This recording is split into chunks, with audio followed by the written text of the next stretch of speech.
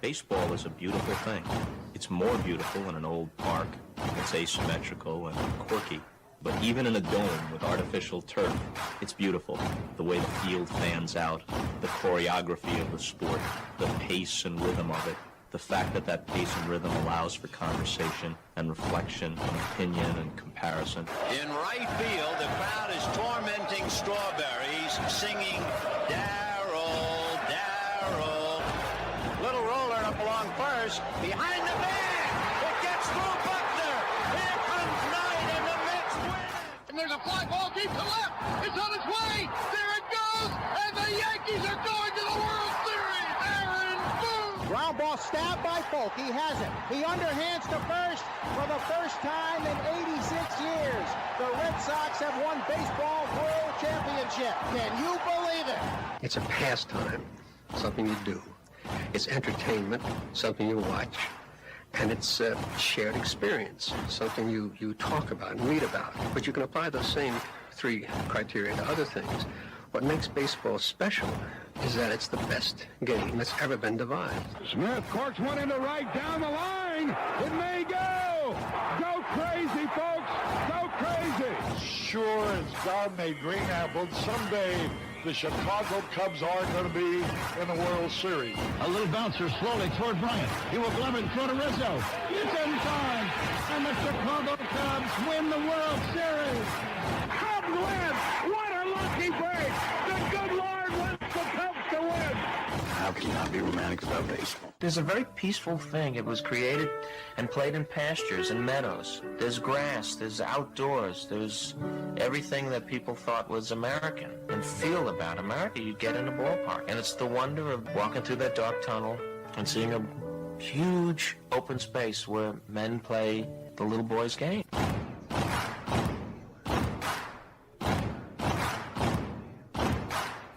People will come. They come for reasons they can't even fathom. I'm not sure why they're doing it. They'll arrive at your door, as innocent as children, longing for the past. They sit in shirt sleeves on a perfect afternoon. They have reserved seats somewhere along one of the baselines. That when they were children, cheered their heroes.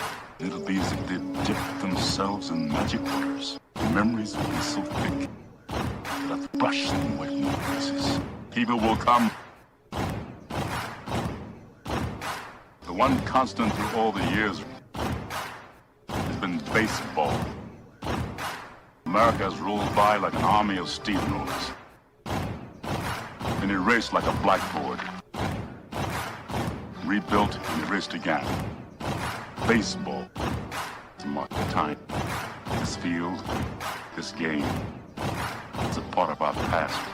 It reminds us of all that once was good, and it could be again. Oh, people will come. People will most definitely come. We're all told at some point in time we can no longer play the children's game. We just don't know when that's going to be. Some of us are told at 18, some of us are told at 40. But we're all told.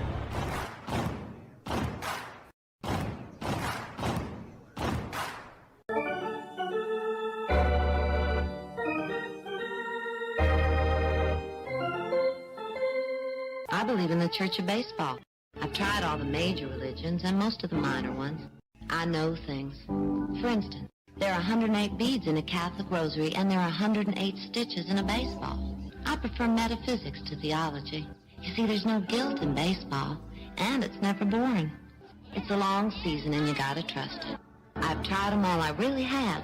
And the only church that truly feeds the soul day in, day out is the Church of Baseball. Braves coming. If there's a bigger thing going on right now, I don't know what it is. I never heard of half of these guys. And the ones I do know are way past their prime. Most of these guys never had a prime. This guy here is dead. Cross him off, then. The local press seems to think we'd save everyone a lot of time and trouble if we just went out and shot ourselves. We got uniforms and everything. You know, you might think about taking Jesus Christ as your savior instead of fooling around with all this stuff. I like him very much. He no help with curveball. You're trying to say Jesus Christ can't hit a curveball? Is this is baseball? But I'll tell you, these fans are great. Listen to them. Hey, way to go, Rick. All of Ohio loves you. Come on, baby. Come on, Ricky. Come on, Ricky. The game doesn't stink. It's a great game. Ladies and gentlemen, welcome. We direct your attention now to home plate. Please remain standing. We call your attention to our band here today. They will be jointly directed. And now, another fixture. Our national anthem. Oh, say can you see by the dawn's early light what so proudly we hailed at the twilight's last gleaming, whose broad stripes and bright stars through the perilous fight for the ramparts we once were so gallantly streaming, and the rockets red glare, the bombs bursting in air, gave proof through the night that our flag was still there. Oh, say does that star-spangled banner yet wave for the land of the free and the home of the brave? At this time, ladies and gentlemen, we'd like to introduce today's teams as participants in this historic game. Play ball!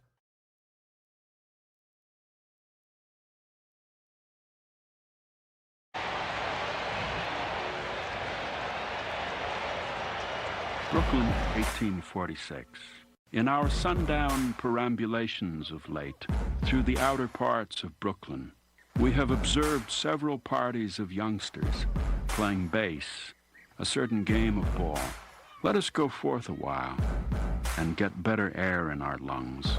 Let us leave our close rooms. The game of ball is glorious. It is played everywhere.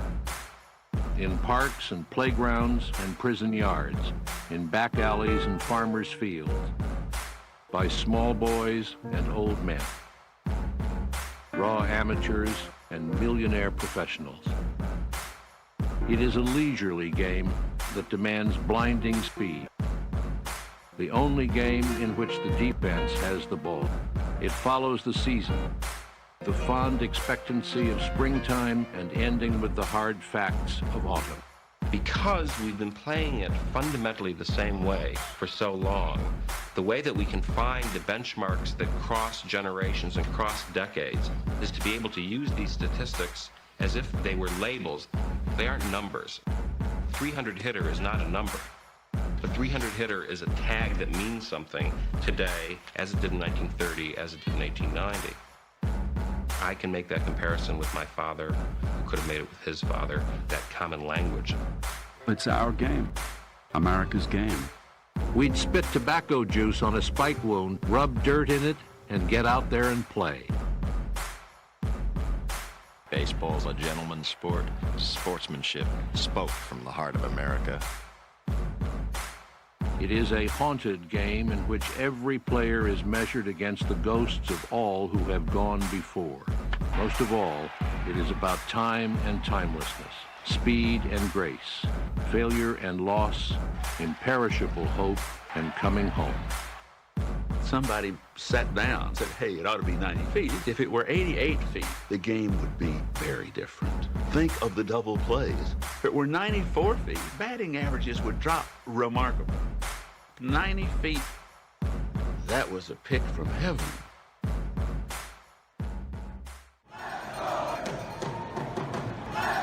This is a reminder. Disorderly conduct will not be tolerated. Please respect your fellow fan and refrain from any unruly behavior. Failure to comply with these guidelines will result in ejection.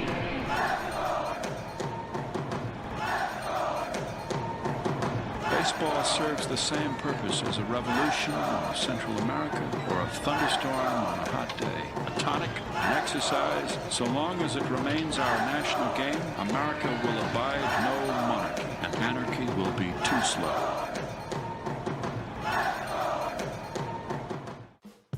Ladies and gentlemen, we interrupt our program of dance music to bring you a special bulletin from the Intercontinental Radio News. Ladies and gentlemen, the flash in the sky was visible within a radius of several hundred miles, and the noise of the impact was heard as far north as Chicago, Illinois. We have dispatched a special mobile unit to the scene, and we'll have our commentator give you a word picture of the scene as soon as he can reach there. Reports observing several explosions occurring at regular intervals and moving toward the Earth with enormous velocity, like a jet of blue flame shot from a gun. Crosley Service estimated that 32 million people were listening in on radios. Quietly, and we will control all that you see and hear. You are about to participate in a great adventure. You are about to experience the awe and mystery which reaches from the inner mind to the BCR, your home for the classic call, Radio Baseball. Hi, folks. Join us now for another ball game. Yes, sir. Why, we'll send you the play-by-play. This is the one we've been waiting for. This is it. This makes you feel like it's spring and baseball, no more measles, and free tickets to the circus. Although edited, tonight's thriller contains suspense and violence which may be unsuitable. Parental discretion is advised. 2, 4, 6, 8. Who do we appreciate? Braves.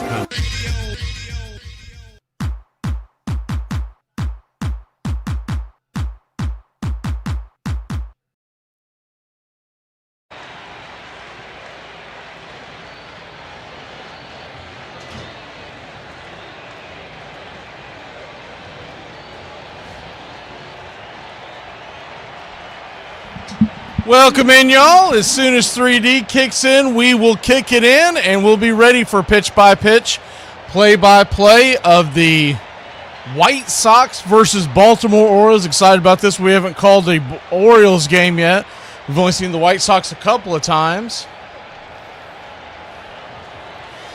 White Sox are wearing their road grays with White Sox across the chest in black ball cap, interlocking socks going left to right, diagonally and down, and the Orioles are wearing their home whites. Orioles across the chest in orange, outlined in black. Ball cap with the black backing and a white front with the classic Orioles logo and the orange bill. Kramer's coming off the IL. So exciting day for Orioles fans, and Noah Schultz is coming off the IL for the Chicago White Sox. So it's one of the reasons why we decided to do this game. We thought it'd be a pretty good matchup. And we might get some runs here, as either pitcher could be a little rusty coming in. Good to see folks in the chat. I know they'll be slow coming in, but Sleepy Toe and Democrat M3. We'll just call you M3. I'm not sure what the M3N means, but M3, good to see you. Summerell. Yeah, we got to shorten that up. Summerell and James Ray. And we are just about set. It looks like the 3D's already ready to roll. So Kramer comes set. And yes, sir, it is baseball time in Baltimore, Maryland. And the first pitch on the way is right there for a strike. It's 0-1. The 0-1 swing, lifted, high and deep into right field, going back on the track. Zip, boom, bam, it's gone. Ram-a-lam-a, ding-dong, and we're off to the races. A solo shot by Sam Antanashi, and the White Sox are on board 1-0. 388 feet over the right field wall, and just like that, the White Sox have grabbed the lead.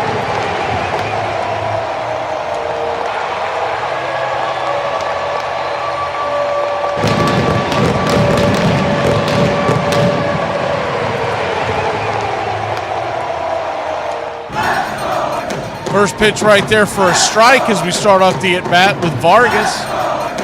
Righty-righty matchup. Vargas batting .248 on the year. Swings at the second pitch of the at-bat, and that'll be a fly ball out to center field, and there's one away. One up, one down. It'll be Antanashi, as we just saw with the home run in Vargas, followed by Benintendi, the designated hitter. Batting fourth is Montgomery. Fifth is Gonzalez. Mydroth is batting sixth. Peters seventh. Little Acuna batting eighth. And Romo batting ninth. As the pitch from Kramer outside to Benintendi starts off the at-bat, it's 1-0. The 1-0 count. Dixon fires. Sinker, chopped off the plate. It's 1-1.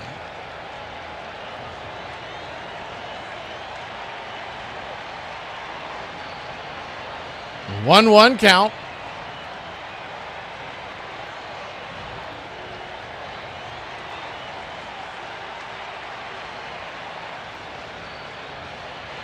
Sox 1, Orioles nothing. The pitch, down and in, ball 2, 2-1.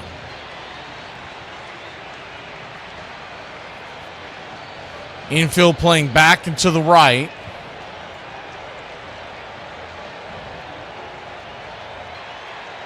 The 2-1 pitch from Kramer. Swing and a miss. Sinker off the edge. That'll even it up at 2-2.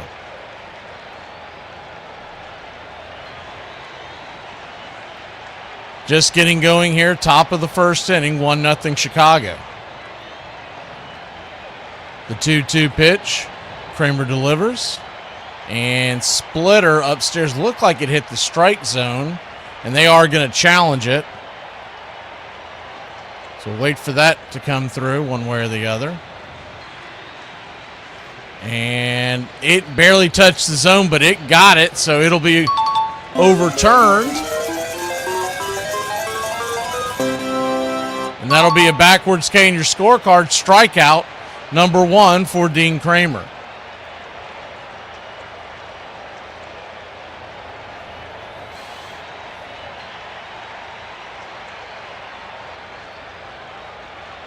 3 up, 2 down as the White Sox lead it 1-0.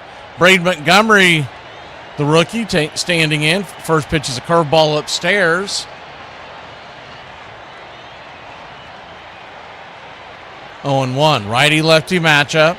1 for 6 in the series with a double. And the splitter up top. Upstairs for a strike, and it's 0-2. Noah Schultz coming off the IL today for the Southsiders. The 0-2 pitch. Dean Kramer comes set. Turns and spins. Inside, down and in. Splitter misses, and it is 1-2.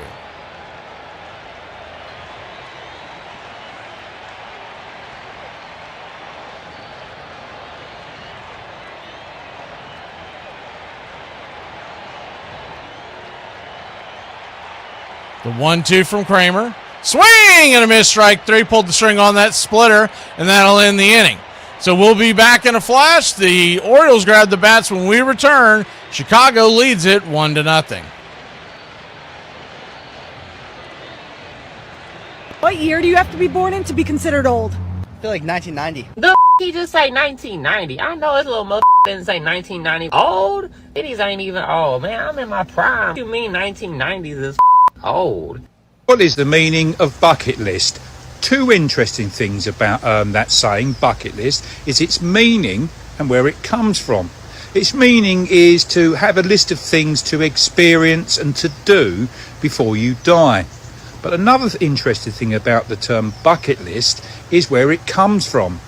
The original of the saying comes from to kick the bucket, which you all know means to die. Now, kicking the bucket comes from pig farming. Centuries and centuries ago, you'd kill and slaughter your pig and hang him up on a bucket, and in the throes of the piggy's death, he would be kicking the bucket. And when was the last time a directing category had 5 women and 1 man? Now, yeah, I did not bother to look that up, but I think we all agree it was never.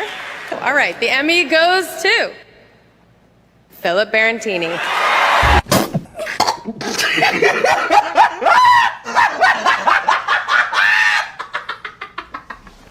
Some Red Sox legends learned to tame that monster. There's a line drive, and that'll be off the wall. Ball bounds away. Yastrzemski barehands it and holds Bando to a single. Even opposing players were intrigued by the wall and what went on behind it. Some Boston players like Mike Greenwell and Manny Ramirez were brave enough to venture into the belly of the beast. What's going on? He knows it's not a pitching change, right? Because he's not back yet. Hey, Manny, if you're listening out there, come on back. It so dominates the landscape. Probably it's the reason it's the biggest tourist. Your home for the classic call of Braves Country Baseball.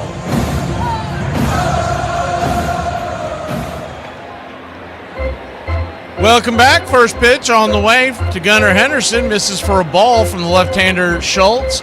There's a sinker, a 4-seamer, a sweeper, cutter, and a change. So a 5-pitch pitcher. The 1-0. Cutter missing down and away, and it's ball 2, 2-0. 2-0 count. Infield back into the right. The pitch, 4-seamer. That looked like it hit the zone. In fact, it did, but it doesn't look like they're going to challenge it. I'd say about half that ball was in the zone. He would have won that for sure. The 3-0 pitch. Upstairs. Top shelf for a strike, and it's 3-1.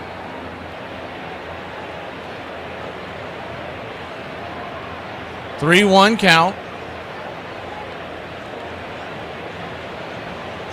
Lefty. 95 4-seamer off the edge. Just misses the spot, and it's a leadoff walk for the Baltimore Orioles. That was mad premature. Hit the wrong button there. Do apologize.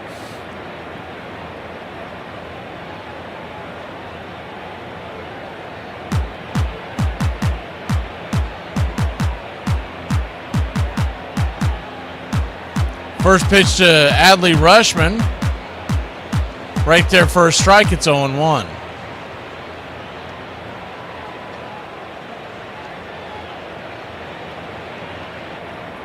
Lefty-righty matchup. Rutschman. Orioles backstop. Takes the sweeper down and in. Almost got him in the foot. 1-1. Infield playing back into the left. Double play depth. After Henderson and Rutschman, it'll be followed by Pete Alonso, Mayo, O'Neill batting 5th, Tavares batting 6th, and Holiday 7th.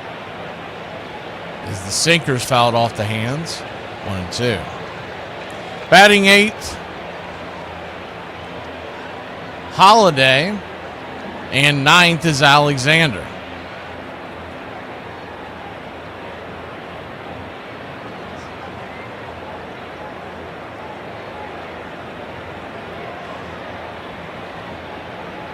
Ward batting 3rd, excuse me.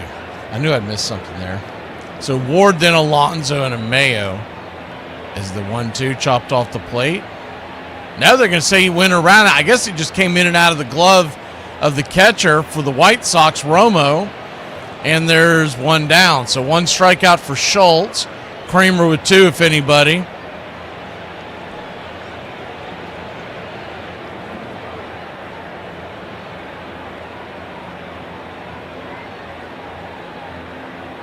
First pitch is right there for a strike. It's 0-1. It's all over TikTok, Sleepy. You can just search it in TikTok and you'll find it pretty quickly. Just search Mr. Met and it'll come up on TikTok really fast. The 0-1 swing and a miss. It's 0-2. It's all about 5 different outlets put it on. The 0-2 count.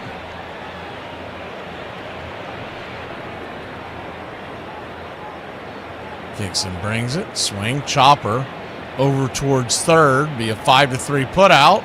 And there's one away. It's a high chopper. Ward down on the 5-3. Runner at first heads down to second. He's in scoring position with 2 outs. Vargas never really had much of a chance to get the runner at second base. It would have taken a near perfect play.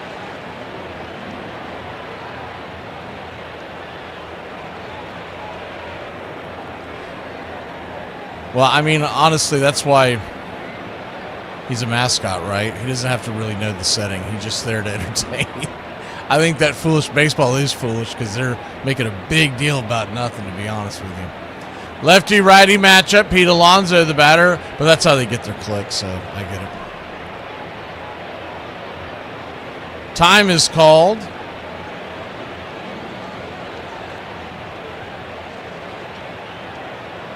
Runner at second, 2 outs. The 0-1. Swing and a miss over the top. It's 0-2. Why are you always in caps, James Ray? It's alarming. I don't even want to read that when I see everybody. When I see someone coming in caps, I think of that guy Yelton that's always yelling and complaining. I don't even want to read all caps. The 0-2 fouls it down the line and out of play, and we'll do it again.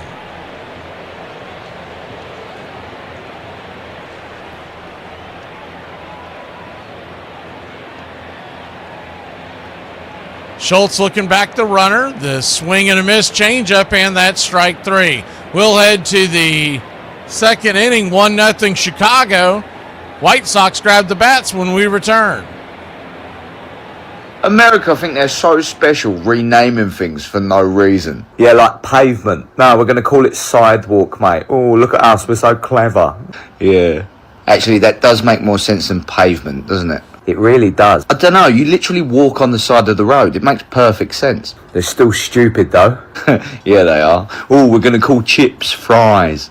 Yeah, idiots. Technically, you do fry them, though. Yeah, I was just thinking that. It does feel like they swooped in later, cleaned things up, and made everything a bit simpler, doesn't it? Yeah, that's because they're simpler. 1-0. And what's wrong with a chemist? Yeah, what is wrong with a chemist? Oh, no, it's got to be a drugstore. That is where they keep the drugs, though. That is where they keep the drugs. I was just thinking that as well. We should just talk about something else.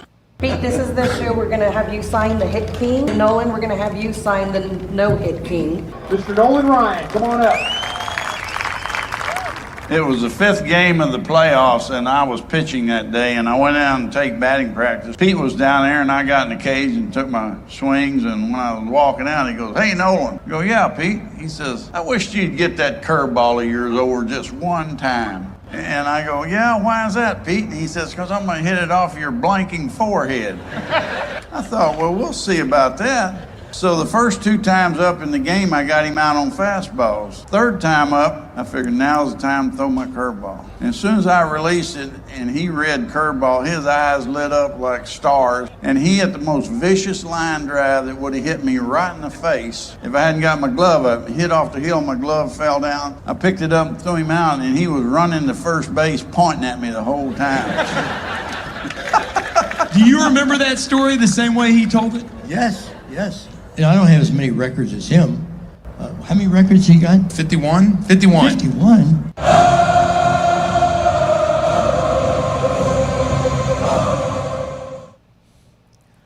Welcome back. Dean Kramer goes to work. Righty-lefty matchup. Four-seam fastball. Swing and a miss. It's 0-1. Batter Jacob Gonzalez. 5 for 9 in the series. Red hot with 3 doubles and 6 RBI. The 0-1. Splitter in the dirt, 1-1.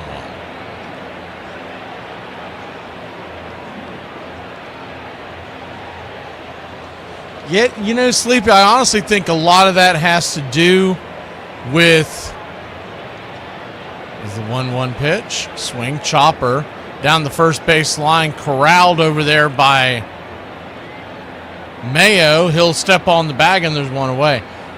I honestly think a lot of it has to do with their local coverage, where they've been lied to for years.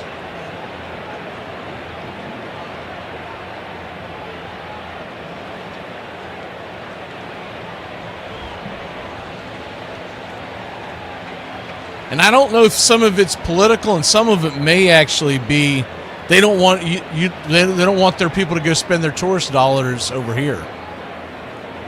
I'm sure there's a little bit of both.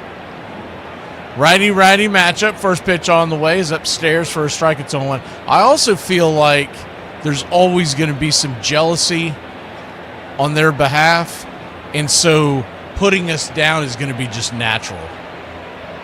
Right? Like, they don't want to admit how great of a country this is, so, you know, stupid American this, stupid American that kind of thing. The 0-1 upstairs for a strike, it's 0-2. Which is funny because I don't have that same connotation when it comes to other countries. If there were enough hours in the days and days in our lives, I'd love to see the world. The four-seam fastball misses upstairs, 1-2. 1-2 count. But that may be the big difference between being an American and being born elsewhere. Is the pitch misses in the dirt, splitter away, and it is 2-2.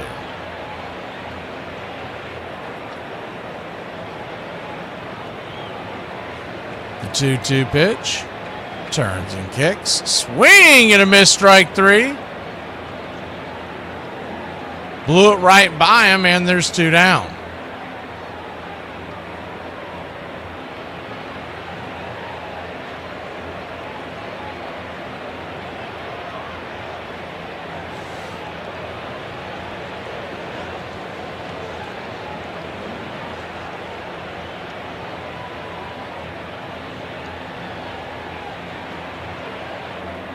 First pitch swinging, bang down the line, foul. Righty-lefty matchup. Peters the batter.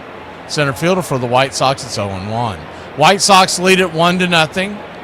2 up, 2 down here in the top of the second inning. The 0-1 pitch. Swing. Lifted to center field, drifting over, making the running and sliding catch out there in center field. is Tavares for out number 3. Good play out there by the center fielder. We'll be back in a flash. We head to the bottom of the second. 1-0 Chicago here in Baltimore. Are you still drinking? No. I don't. That's behind me now. Why are you buying? Hey, you know what kid they never tell you is the hardest to raise? Your husband. Like, when you get married, you think, oh my God, he's so great. And he is great. Like, they're great. But then you have kids and you're like, oh wait, you weren't fully developed yet. I see that now. And they give you the most resistance. Like, why are you talking back to me when you can't find the spatula in your own house? Lower your tone before you talk to the only adult here, okay? I'll bust both your kneecaps. I'll whoop your ass like your mama should have. Get out of my face, boy. My talents include overthinking things I have no control over, replacing my feelings with funny memes, and also creating fake scenarios in my head that hurt my own feelings. Did you know that if you have 5 inches of fat around your tummy, you can actually stop a bullet from reaching your vital organs? You're not fat, you're armor. Go eat that cake. Of course, you have 3 no-hitters to your credit, which is another tremendous accomplishment at the young age. Just how old are you now? I'm 28. Oh, my God, you're still a spring chicken. Well, I hope so. At that time, only 4 pitchers in history had 3 or more no-hitters. Nolan threw 3 in just 16 months. But he wasn't satisfied yet. 1975, the chase of his idol continued. Sandy had the record at 4. Once I got number 3, I was in hopes that I could accomplish that too. June 1st, 1975, he can't get out of bed. He can't move his arm. He can't brush his teeth. He can't tie his shoes. Ruth has to do it. I developed bone chips in my elbow. Those chips would move around and they would get in the joint and keep me from extending. He's slated to start Sunday day game versus Baltimore Orioles. Well, evidently I warmed up and it all worked out. How do you know when you're staying in a motel room in Arkansas? You call the front desk to say you got a leak in the sink, and they say, go ahead. Welcome back. First pitch on the way. Lefty righty from Mayo is to Mayo from Schultz is down and away for a ball. It's 1-0 sweeper miss. That's a funny one. I haven't heard that. Some of these clips that we're coming around on, this is only the first or second time we've heard them this year, is the 1-0. Misses wide, 2-0.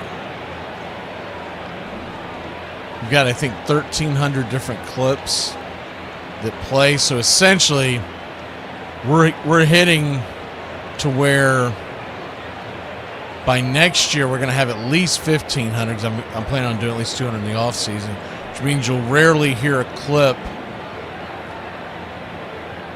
more than about once or twice. The 2-0 count. 95 right there at the knees. 2-1. Be interesting to see how they do if they replay what they did the other day. Though they're saying that Waldrop's going to go into the rotation, so maybe not as the 2-1 pitch swing. Pops it back foul, 2-2. Maybe the plan is to get Raylo to try to go 5 innings this time. And if he can go 5 innings, then there won't be a lot of need for Waldrop, and Waldrop would probably start tomorrow. And then you would have the 2-2 pitch swing, rolls it on the ground, over to short. It's going to be a 6-3 put out as Acuna flips it to Gonzalez, and there's one away.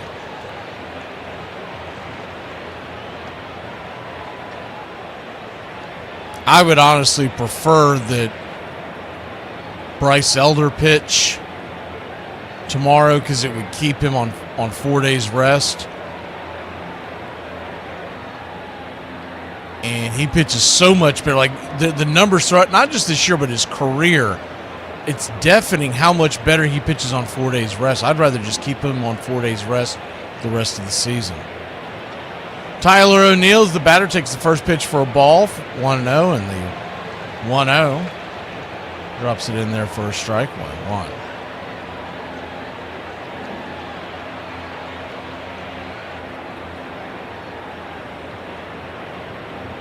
Move this zombie guy out of the way is the 1-1. I think I know what the issue for that is going forward, so at least now I've detected it. We'll fix it here. I'm going to fix it here just so it can clean itself up.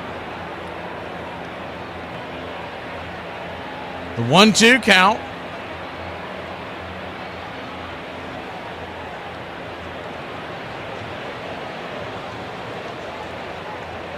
Ball 2-2-2. The 2-2 to O'Neill.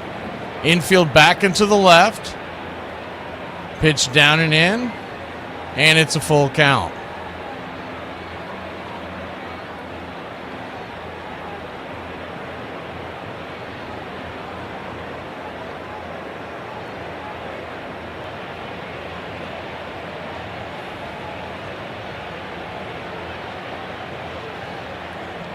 The 3-2.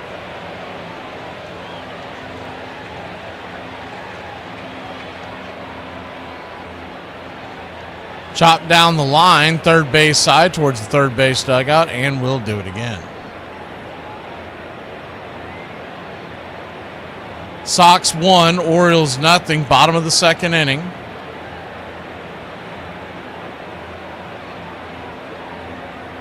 There we go.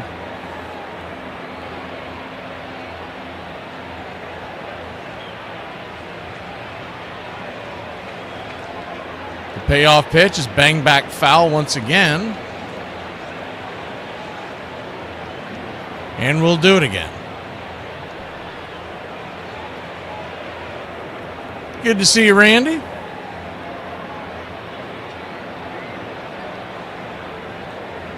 Payoff pitch once again from Schultz.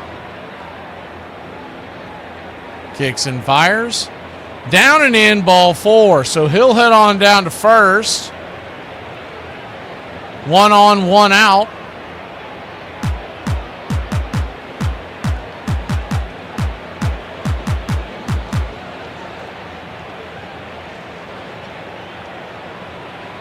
And that'll bring Letty Taveras to the plate, 1 for 4 in this series.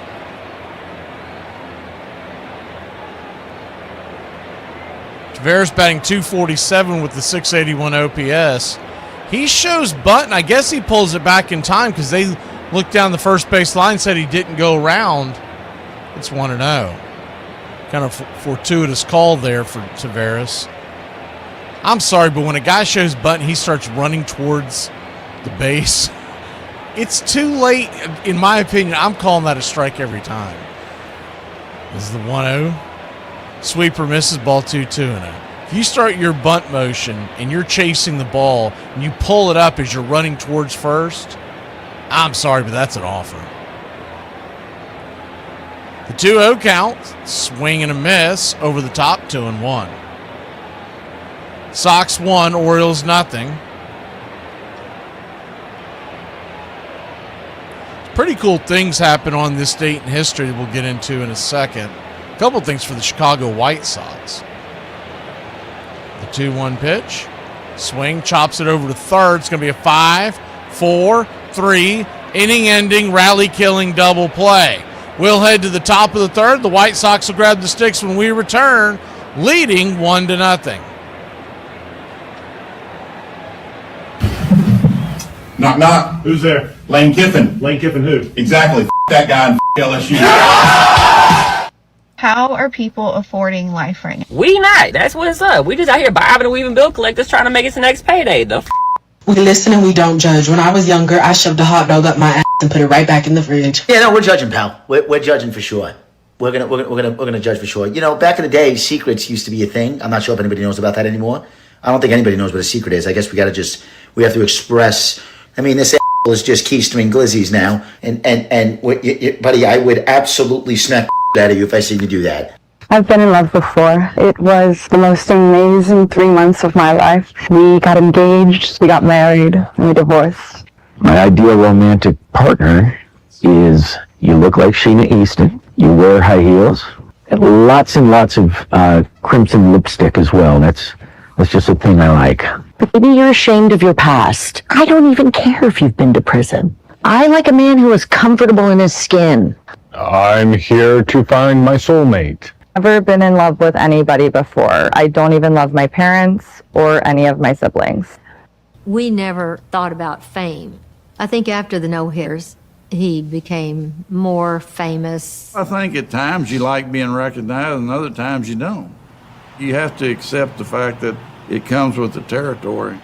I would cope with that sometimes with women. Like some woman would come up and she'd hand me her camera and say, "Here, take our picture," and then she'd go give Nolan a big hug. And so you get that feeling that you're sort of invisible. The longer he played there, it became a lot tougher, I guess, for me as far as dealing with the fame. I was trying to raise 3 little kids at the time.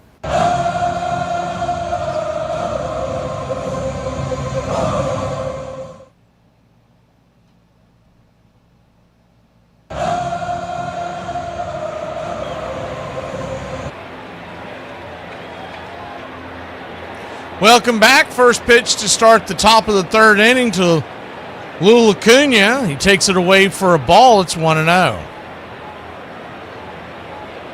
The 1-0.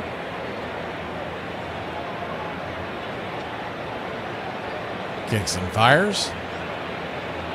Pitch in the dirt. Cutter misses. Ball 2-0. So a 2-0 count. It'll be Acuna, Romo, and then back to the top of the order. Antonacci hit a solo shot to start the game. In 1903 on the south side in Chicago, on this day is the 2-0 pitch. Swatted over to third from his knees, grabs it, spins it, leaps to his feet. The third baseman, Alexander, fires it to first. Nifty little play there. Nice job by Alexander, and there's one away.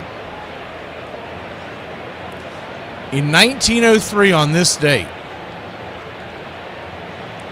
Cy Young drives in the contest's only run with a 10th inning double.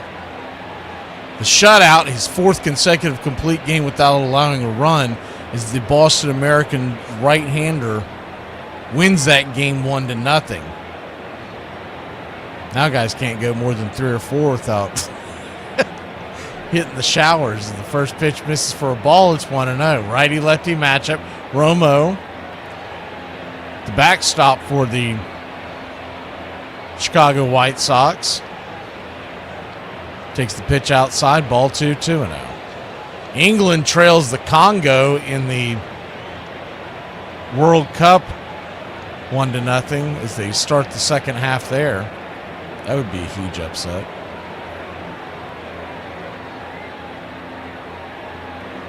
Two 2-1 count.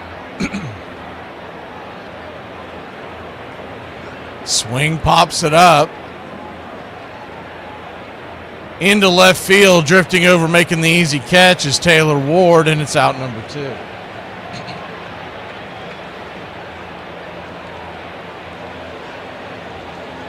Been a ton of upsets in this knockout stage. I don't know how many of y'all are actually paying attention to the World Cup, but I've enjoyed it. The only thing I don't like, and I can understand from soccer purists, it kind of sucks when these teams get knocked out on penalty kicks. It seems like they should play a little longer before they resort to that. First pitch is high and out of the zone to Antonacci, who's 1-for-1 with a solo shot. It's 1-0. 1-0. Drops a curveball there. 1-1. It's kind of their version of the ghost runner, but it's a little more advanced. And you're not seeing Major League Baseball use the ghost runner in the postseason. So it's a big difference when you're talking about just trying to end a regular season game before 4 a.m. and just as the 1-1 misses high 2-1. They checked down the line, but he did not go around. Big difference between having a regular season game and then the World Cup, a once every 4 years championship decided on extra kicks. The 2-1 outside wide, 3-1. The craziest thing, I don't know if y'all saw this or not. I didn't even know this is the thing, but I guess it's fairly common. Germany couldn't find someone to take their extra kicks. They were all chickening out. Finally, a guy who's never done an extra penalty kick volunteered. He missed it. But 5 guys refused to do it. I don't know if they're worried it hurts their brand. I don't know what that's about. The 3-1 pitch swing. Chopper over towards first. It's going to be scooped underhanded, flipped to Kramer. 3-1 on the putout, and that'll end the inning. Quick moving ball game. We go to the bottom of the third. It's 1-0 White Sox here in Baltimore, Maryland. Some of y'all out here worried if y'all girl's cheating. I ain't worried about that. I'm worried if she's ate anything and took a nap today, because if not, she's just going to be mean to me. We only need to shower 2 to 3 times per week. Hey, look, I respect that she board certified and everything, but if you from down south or specifically anywhere near me, she wasn't talking to you, okay? It's hotter than demon in a wool condom outside. I don't need you walking around me smelling like buzzard burp after a buffet, all right? Y'all be having burrito tacos, fajita meat, and bell peppers blowing under y'all armpits, fam. I'm gonna need you to take a bath as needed. As soon as you start smelling the stench, as soon as you start accumulating an aroma, bro, go touch some bath water. Bro, there is nothing like the comeback you think of in the shower after the argument. In the argument, I'm like, yeah, well, whatever. Shut up, because you're stupid. In the shower, I am punching the air with the things I think of. It makes me realize how bad of a lawyer I'd be. Your Honor, can I have a moment because I'm emotionally overwhelmed? How is the rent for 31 days the same as the rent for 28 days? Bro, where's my change? And then the lease renews in February, which means you just went up on my rent. So I'm paying you the most for a month that ain't even got enough days in it. After all the strikeouts, all the records, only time could stop the Express. And Seattle has a 5-0 lead with nobody out in the first. My elbow was bothering me a lot. I tried to pitch through it, hoping that it would get better, but it did. Here's Magadan, 2-1 pitch. Inside, 3-1. She just popped. And now, Danny Wheat's coming out to talk to Nolan. That's not good. I knew that I'd torn that tendon in my elbow. I knew that was it. Now, for the scores and highlights, we are compelled to show them to you because the owners say these count towards the playoffs and the Super Bowl. So here we go.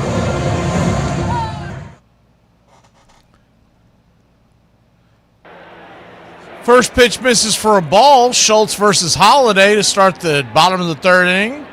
It's 1-0. Lefty-lefty matchup. Infield back into the right. The 1-0. 95-mile-an-hour four-seamer upstairs. Ball 2-0. First start for Schultz since, I believe they said May 24th. Kramer's been out a bit much longer. This is the 2-0 pitch. Upstairs, 95 misses. Ball 3-0. 3-0 count. Man, Jackson Holiday still looks like he's 12. They just did an up-close pick. Man, I don't think he's shaving. And he's in the major leagues at 3-0 outside wide. Ball 4, so he'll head to first. And it's a leadoff walk for the Orioles.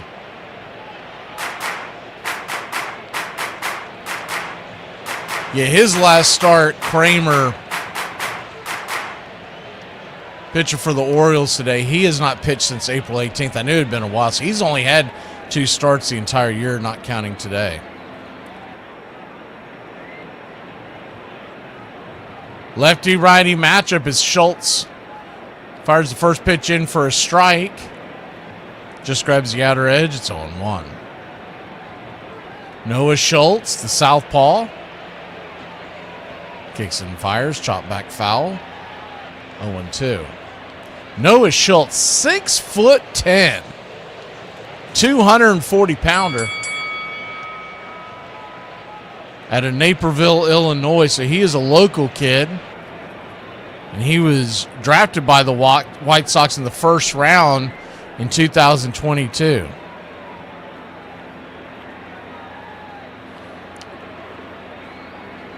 The 0-2. High and out of the zone, 1-2.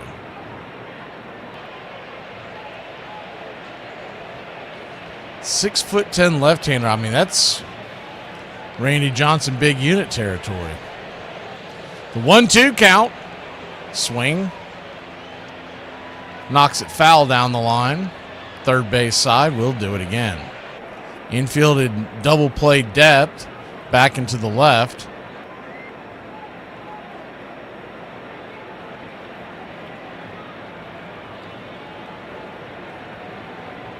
The 1-2 pitch. Swing and a miss, cutter high. Strike 3. 1 away. Third strikeout of the day for Noah Schultz. Kramer has 3 in his own right.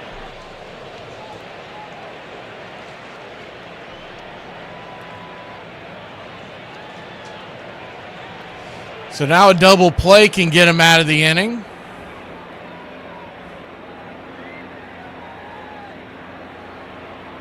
The first pitch upstairs to the leadoff man of the Orioles, Gunnar Henderson. Right down the pipe sweeper, it's 0-1. Lefty, lefty, the 0-1. Flips it over to first real quick. Ain't that the truth, Richard? This is brutal watching. It's almost like, I was thinking about this last night during the game as the 0-1 chops it foul down the first base line. It's 0-2. It's like they're in a fog, they're in a daze. It's going to take one electric thing, whether it's a big inning, a walk-off, something's going to wake them up.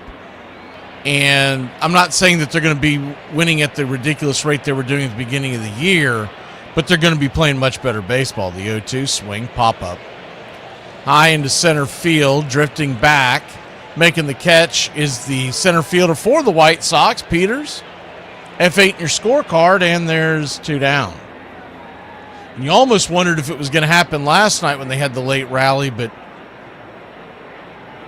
it's like someone has kinked the hose, and the moment that hose opens up, the water's going to come flowing out. And they can't wait around for guys like Acuna to come back from the IL, though he wasn't hitting that well to begin with. He's not going to be back until after the All-Star break, it doesn't look like. Pitch on the way, swung on, chopped over to second. This should end the inning. It does. 4-3 on the putout, and we'll go to the top of the 4th. It's 1-0 Chicago. A solo shot to lead the game is the difference. The only hit we've seen so far. Interesting World War I fact. My granddad used to have a guy come down to us every Christmas to spend Christmas with us. And his name was Jock, come from Scotland, original Scottish nickname there. He had a wooden leg, and he injured his leg during the war, during the First World War in about 1915, 1916 or something. He was in a different regiment than Granddad. He said we was okay because we had Captain Noel to look after us. And years later, I had a job for a guy called Captain Trower. And I asked him, have you ever heard of Captain Noel? And he said to me, oh, marvellous chap, absolutely marvellous chap. He used to be a row at Oxford, don't you know? And I thought, oh, brilliant. And years and years later, I heard on the news that some Victoria Cross medals had been sold at Christie's for a record price, over £1 million. And it's for a guy called Captain Noel Gervais. And I read his story, and it was absolutely fascinating. And the first thing he ever won was something called the Military Cross. And he got that for staying on the battlefield for 12, 14 hours, rescuing people and patching them up for the medical needs. Now, it's only roughly a year later, his bravery come again. The guy was injured, but he went into no man's land, rescuing soldiers, dragging them back and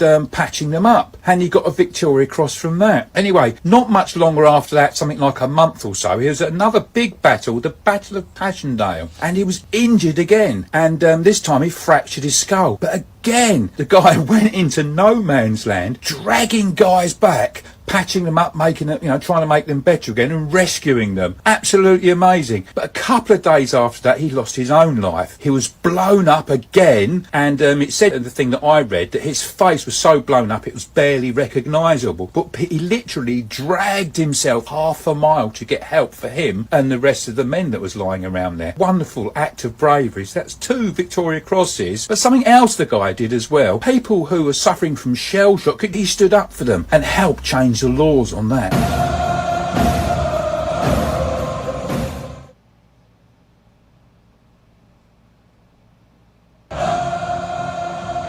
Welcome back. 1-0 your score.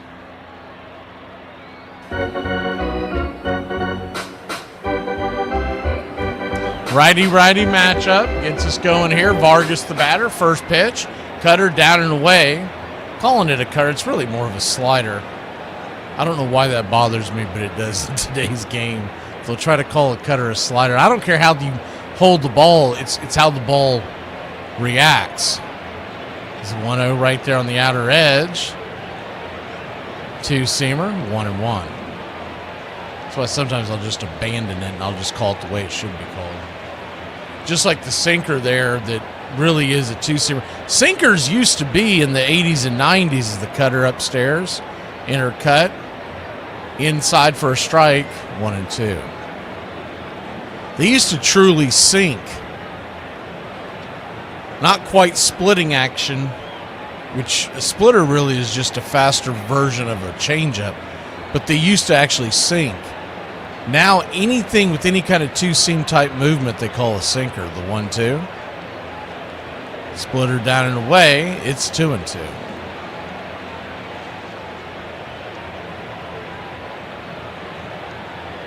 The 2-2 count.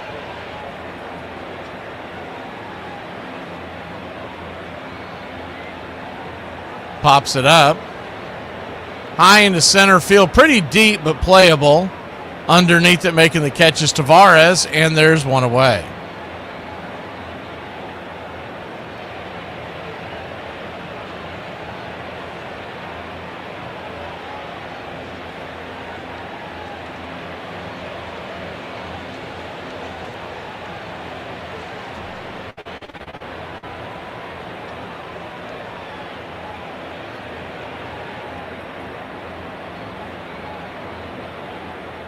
One up, one down, and Benintendi, the batter. First pitch is a four-seamer. Smacks the outer edge for a strike. It's 0-1.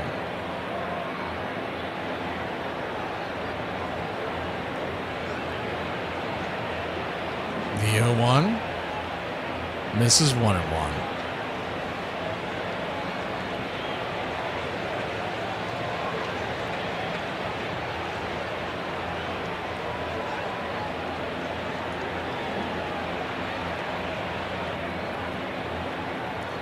The 1-1, swing and a miss at the sinker, and it's 1-2.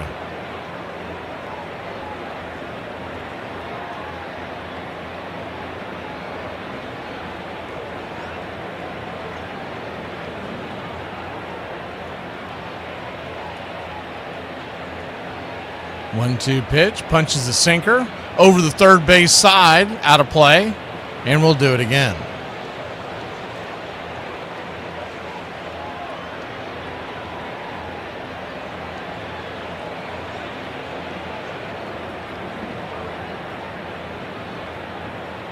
One-two count, swing, smacks a splitter on the ground over the right side of the infield. It's going to be a 3-1 put out, and there's two away.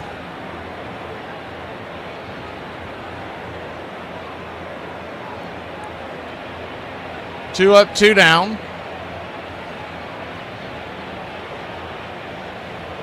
Top of the fourth inning. And Braden Montgomery, the batter, saw him make his major league debut and walked off the Braves. I felt like that's where this all started. The spiral.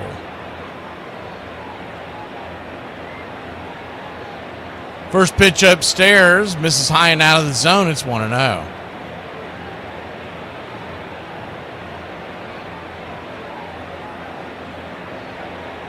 The 1-0. Brings it, swing, hammers it towards right field, deep, back on the track. Is it gonna, hits the top of the wall, almost leaves the yard, and Braden Montgomery is in with the 2-out double. Good piece of hitting there by Bramo, and the White Sox have a man in scoring position. And he scalded that ball. I thought it was leaving the yard.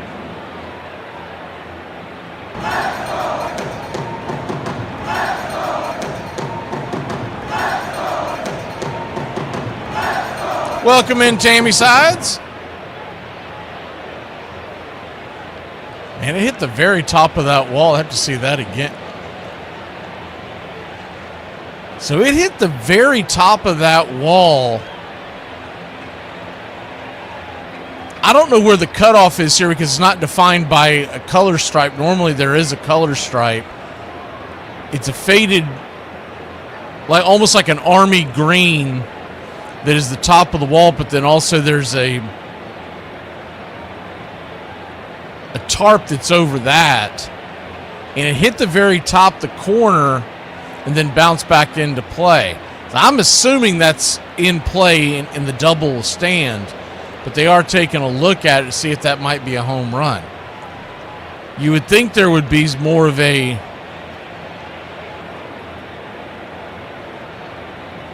definition. Normally, it's colored out there. There'll be like yellow or orange or something very definitive to separate it from the top of the wall, which is a very short wall out there anyways. And we wait for the decision.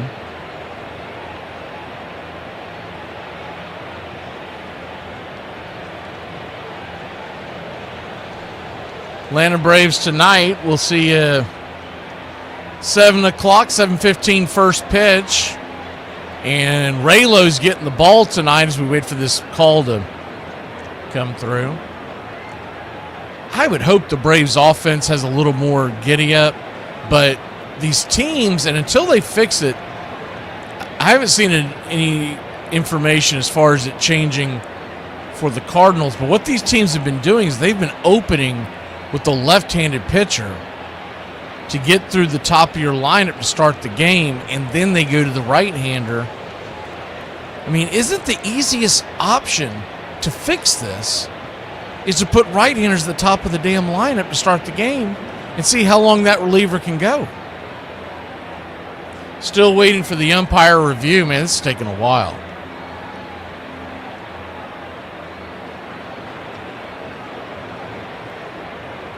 But that's what I would do if I were Weiss. If I continue to see these lefties opening games, we saw it a ton these last few weeks. And each time the Braves offense starts off at a lull. Now, yesterday was different because you had a lefty starter. But why not flip-flop and put Olsen and company, maybe not Olsen because I don't think he gets affected by lefties. And it looks like the double's going to stand after all that. It's what it looked like off the jump for me, and yeah, it will stand. So it'll be a double. Once again, when it hit that top corner, half the ball hit the top corner of the wall. The other half hit above it. But what's the rule in that park? I mean, that's really what it comes down to. Braden Montgomery's 7th double of the season. The left-handed batter Gonzalez, White Sox first baseman, stands in. The first pitch on the way is a splitter outside wide. It's 1-0.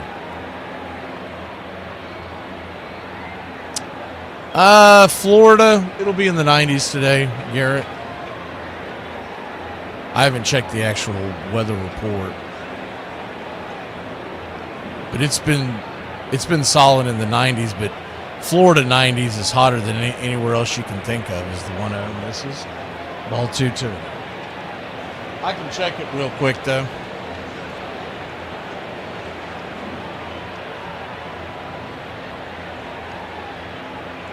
The 2-0 count.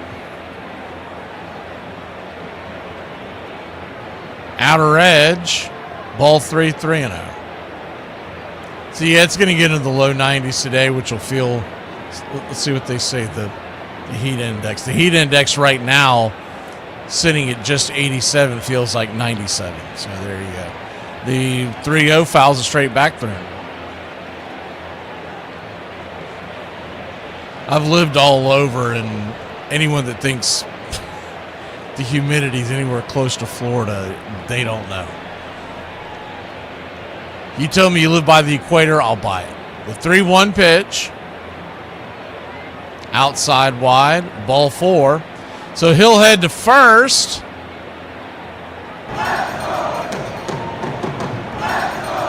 Two on, two out.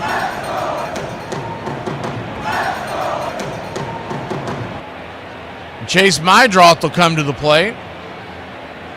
So yeah, tonight they've got a right-hander, and I believe tomorrow they've got a right-hander too. But what teams have been doing, last minute you'll see that they switch and they start off with the lefty to open the game. As the first pitch is a bender upstairs, first strike, it's 0-1. And my whole response to that is, why not put some right-handed bats at the top and quit being stubborn and realize it's okay because their first at bat's going to be against a right-hander. Talking about the left-handers. The 0-1 pitch, swing, lifted into right field. Making the diving catch out there is O'Neill. Did he hold on? He did for out number 3. Great diving stab out there, and we'll head to the bottom of the 4th inning. Man, what a play. Tyler O'Neill flashing the leather here in Maryland. I'm going to the f***ing bar because staying at home. Okay? Hey, when your mental health is in the straight up poop shooters, go ahead and take you a shower. Do your hair and makeup. You might not be mentally stable, but you're not ugly, okay? All right. Life advice for the day. My 14-year-old is officially pregnant and having a child. Before you guys come for me, she has been in a relationship since she was 12 with the same guy. He is also 14, okay? Oh, all right. Now it's, okay. Now, that's reasonable then. That's reasonable. I was gonna say, like, I was gonna be like, holy like that's, but you explained it, and, I don't even understand. Roll Tide. I don't know why, but an Australian accent is just a British accent doing a redneck accent. I don't know that when you have a child that you're really prepared for that responsibility and the impact that it has on your life. Obviously, kids make your life more complete. You grow into that and you develop that ability and the care and love that you experience for a child. It's the worst kind of phone call you can get that something happens to one of your children. To make it even worse is that you're not there. It's one of the worst things that had happened in our lives. It was May the 9th of 1979. Reed was 7 years old. I was out in the yard with the 2- and 3-year-old while Reed was across the street playing baseball.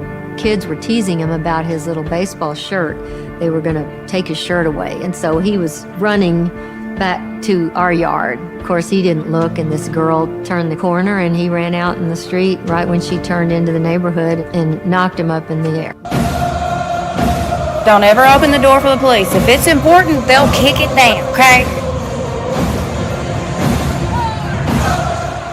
Welcome back. First pitch is a sinker inside. Called for a ball, lefty-righty matchup. It's 1-0.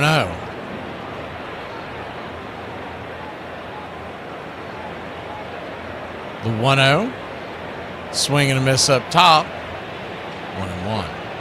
My thing is, if you're going to have that the way they had that wall up there where the top of the wall is green and then the tarp over is green. 1-1 pitch, punches it foul. 1-2. The tarp that's over should be a different color. I don't care what it is. But it should not all blend in like it's a batter's eye back there, because that's not the case. The 1-2. Swing and a miss, chase it off the plate, strike 3. And I think if it's colored, we'll just pick, let's see, it's the Orioles. So we'll just say that they take the top color and they make it orange. It's going to be very obvious if it hits the orange, and that's a home run. Because I think if that ball hit the top of that tarp, I think they're going to call it a home run. I'm pretty sure that's how it would play out. As the pitch fouls it straight back, it's 0-1. And so you can't say if a part of that ball hits the top of that tarp that it's not a home run. But they're saying that whole thing's in play, and that just doesn't sit right if you're a White Sox fan. The 0-1, inside 1-1. 1-1 count, and obviously it can't be a distraction,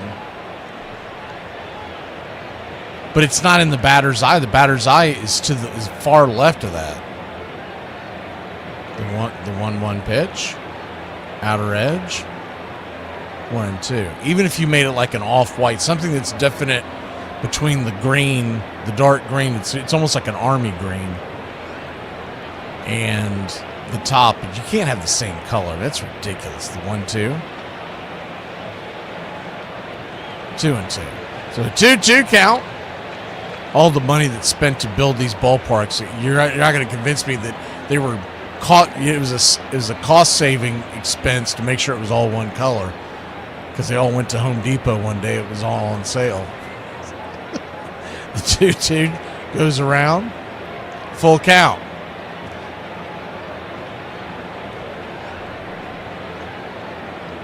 When you buy your stadium, Richard, you can paint it whatever color you want. But no, I don't want to see. I don't think that would blend very well. The payoff pitch, swing and a miss, strike 3. 2 down. You're a Georgia fan, right, Richard? So that hot pink tracks.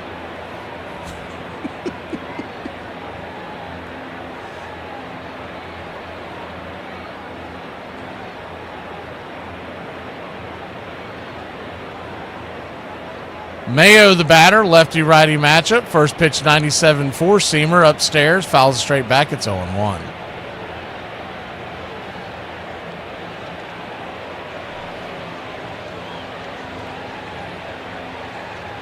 The 0-1. Schultz, by the way, is yet to give up a hit. Time called as Mayo steps out of the box. There's only been 2 hits all day. The solo shot by Antonashi to start the game, and then the double by Braden Montgomery that looked like it possibly could have been a home run.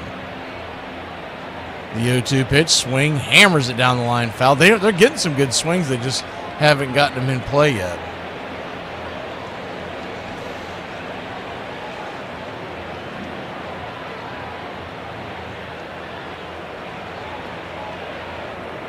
Couple of games going on right now. We'll get you up to date on that here in a second. The 0-2 pitch, swing, fouls it away, and we'll do it again. England has just tied it up with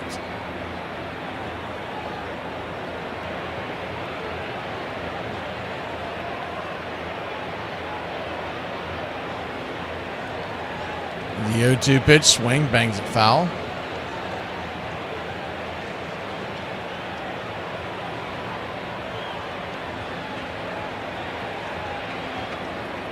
The Congo, I don't know why I was trying to figure out why it says COD is their, on the score bug, is the 0-2, knocks it down the line, foul. We'll do it again.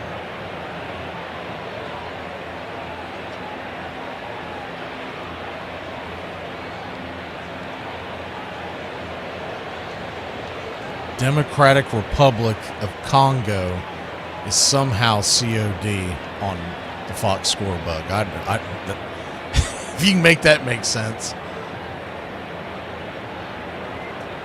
The 0-2 count. Swing. Swats it back, foul. We'll do it again. I wish they would just come up with the salary cap and be done with it, to be honest with you, Richard. Make it an even playing field. Salary cap and salary floor. The 0-2 pitch. Swing, chopper down the line, foul, and we'll do it again.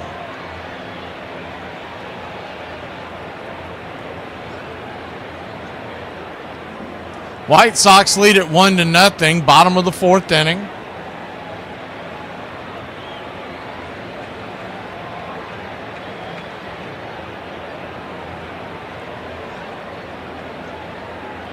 The 0-2. Swing and a miss, strike 3. Pulled the changeup on that one, and we'll go to the 5th. Time to take the 5th here in Braves country. I'll leave your name and message. I'll get back to you. Just a drink. A martini, shaken, not stirred. Hell are you doing? I told you we weren't getting involved. You got us involved when you brought us here. Where are you from? What's your real name? What was it before you changed it? Giuseppe. That's all you need, one thieving wop on the team. It's much better than you stinking Irish. Oh, I like him. Just a drink. He can play. He can't throw. He can't throw and he can't field. Why do you like him? He gets on base. You want answers! I want the truth! He gets on base, so do I care if it's a walk or a hit? You do not. I do not. Just a drink. What draws my admiration? What is that which gives me joy? Just a drink. Baseball. A man stands alone at a plate. This is the time for individual achievement. But in the field, part of a team. Part of one big team. Sunny day, stands full of fans. What does he have to say? Just a drink. I get nowhere unless the team wins. The day may come when the courage of men fail, but it is not this day. Just drink. Yippee-ki-yay, motherfucker. Forget it, he's rolling. I think he'll ever get out of here. One day, when I got a long white beard and 2 or 3 marbles rolling around upstairs. Get busy living, get busy dying. Just drink. Do you really want to get him? What are you prepared to do? If you open the ball on these people, you must be prepared to go all the way. Here's how you get him. He pulls a knife, you pull a gun. He sends one of yours to the hospital, you send one of his to the morgue. That's the Chicago way. Just drink. The Lord hates a coward. Do you know what a blood oath is? Yes. Good, because you just took. Just drink. Go ahead. Make my day. You can't handle the truth. Did it ever occur to you I just might go tapioca and throw you out of one of the windows? Just drink. Perfect. Shaken, not stirred. Cheers. Cheers.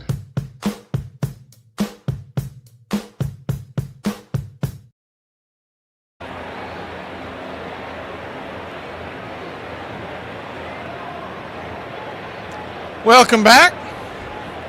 We go to the top of the 5th inning, 1-0 your score, and the first pitch swung on by Peters. He rakes it into right field, down for a base hit, and it's a leadoff single for the Chicago White Sox. Good piece of hitting there to start the inning off. Hard hit ball into right field.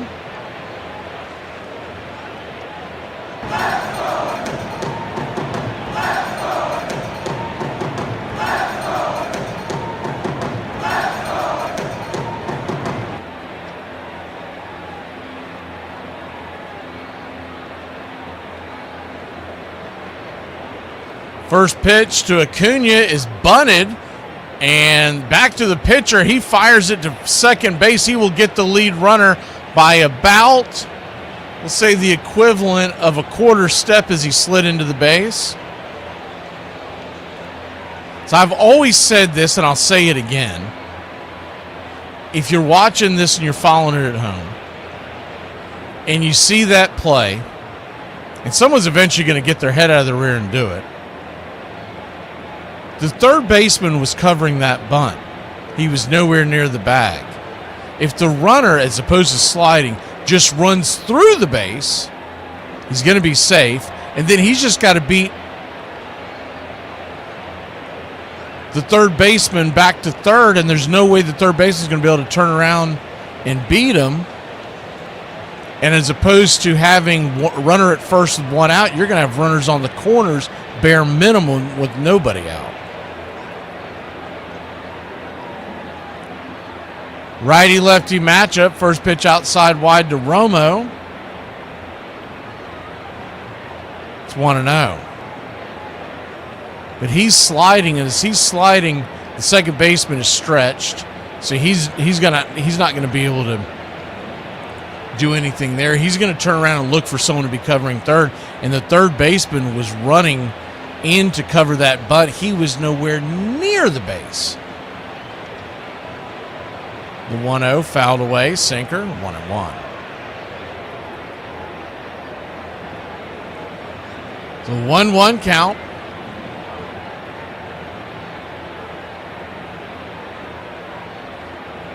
Kicks and fires. Inner track 1-2. So I don't know what that COD stands for essentially, but I would say it's some Congo something democratic. I don't know. But it doesn't line up with what they called themselves originally, the 1-2 pitch. Runner goes, throw goes down to second base, very close. Looks like they tagged Acuna on the wallet, and he's got caught with his hand in the cookie jar, and there's 2 down. Venable, the manager for the White Sox, does not want to challenge it. Not a very good jump either. Acuna with good speed. Yeah, they got him by a mile. The throw was up the line that actually helped out. It's 94 degrees in Baltimore right now, so you got to figure the heat index is well over 100. They've got a slight wind blowing out to left at about 6 miles an hour, so it's got to be a scorcher there in the stands. July 1st, and all I can say about that is The June swoon is over, baby. Let's flip the calendar to July and have some good baseball. We have watched some bad baseball these last couple of weeks in June.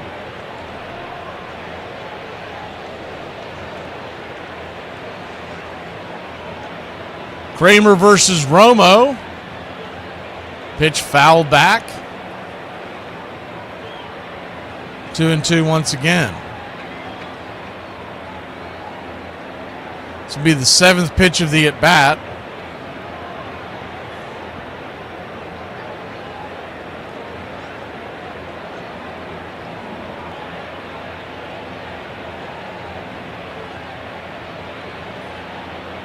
I think we're just tired of that offense making everybody look like Cy Young candidates. The 2-2 pitch, swing, chopper over to first. Calling off the pitcher is the first baseman, Mayo. He'll step on the pillow, and that'll end the inning. So 1-0 your score. We go to the bottom of the 5th. We're in the middle of a possible no-no here in Maryland. I just found out when 2 people make love, it's called a twosome. And when 3 people make love, it's called a threesome. Now I understand why they call me handsome. Showing your true colours. Where does that one come from? Well, it's a nautical term. Colours are the names for ships' flags. And in the 1600s, they'd be battling each other on the seas, blasting each other with cannons. And but what they would do, some ships would approach with a different country's flag upon it. So they think, oh, this is Mr. Friendly, but it's not. It was either someone from another country or a pirate or something. So they made the law that all ships must carry their own colours and must display their own colours. So you had to show the truth. The doctor said you can't have no more coffee. Man, that doctor. Kiss my ass. Y'all, I'm in the break room.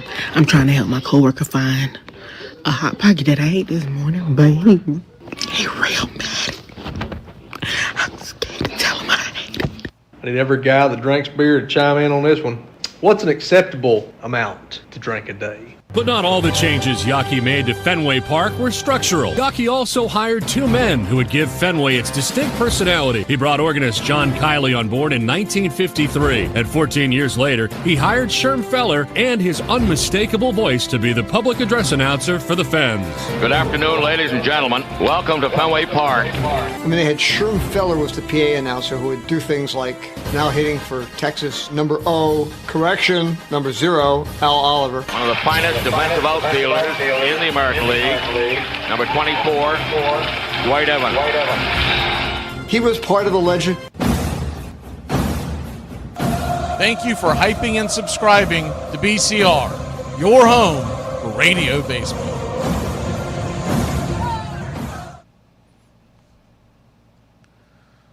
Welcome back. We're heading to the bottom of the 5th inning. Orioles trailing the White Sox 1-0. Still with no hits. We get past this inning, I won't mention that again because I do believe in jinxes, but I don't believe it's a real threat of a no-hitter until you get to the 6th inning. Schultz, he has walked 3, so it's not anywhere close to a perfect game is the 1-0 pitch. Down below the knees, called for a strike sweeper, 1-1. Schultz is at 66 pitches to start the 5th, so he'd have to get some pretty quick at-bats to get all the way through as the 1-1 outside wide, 2-1. There was a no-hitter, the only no-hitter thrown in 1920 was on this day.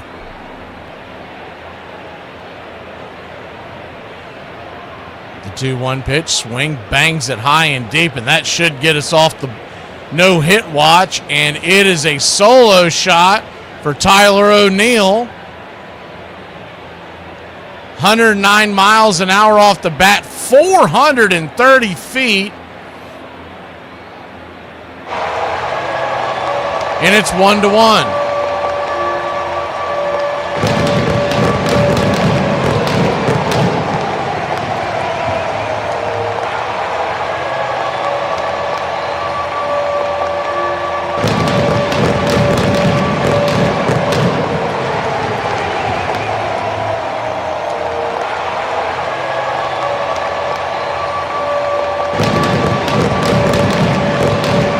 righty matchup right there for a strike. It's 0-1.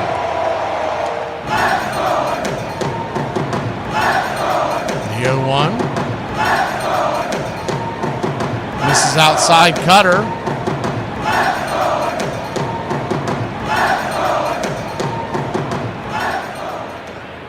One and one. 1-1 count, down and away, 2-1. England has just taken a 2-1 lead, by the way. I don't know when it happened. I've got it off to the side, but I didn't see it happen, so it must have happened pretty recently. Because they were trailing 1-0, 73rd minute, somewhere in that area, when they got the first goal. So they now have a 2-0 lead, or 2-1 lead, excuse me. And regulation, I don't know how many minutes are going to add to it, but right now they're about to hit the 89th minute. So they're usually at least a handful of minutes added to it.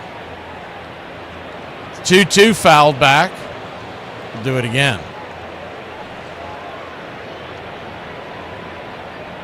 Yeah, I'm looking forward to that tonight. 81. The 2-2 pitch. Swing. Rattles it back foul. We'll do it again. Got a meeting I've got to be at this afternoon. That's why we picked this early game. This thing goes into extra innings. I'll just be like, here's the 3D. Gotta go. Well, we got a pretty fast-moving ball game, so shouldn't be in too much of an issue. The 2-2 pitch. Swing, pops it up. Down the foul line. Out of play. Do it again. We talked about doing Cleveland versus Texas.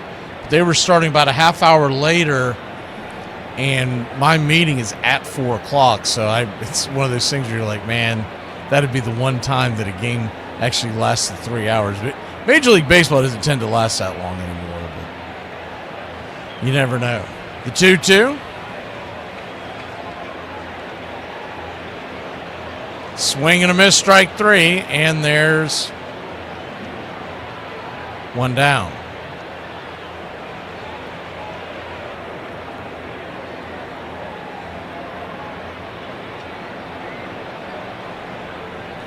Well, it's a radio meeting, but so it's all encompassing. I mean, that is my life, Tally, but it is what it is. We're trying to squeeze one in here. A doubleheader. We're going to be back on a doubleheader on Friday. Cardinals and Cubs, and then Braves and Mets. And then everybody goes celebrate 4th of July and back on Sunday. I still can't believe they're doing 12:30 first pitch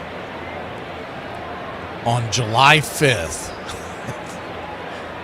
On a Sunday. It just makes absolutely zero sense to start a game that early. First pitch is right there for a sinker off the edge, called for a ball. Lefty-lefty matchup. Holiday, the batter. 1-0.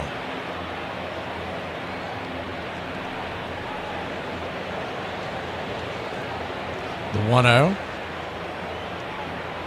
Grabs it on the outer edge. 1-1. I wouldn't go that far, 81. But if you're not paying attention to the world of baseball, I get it.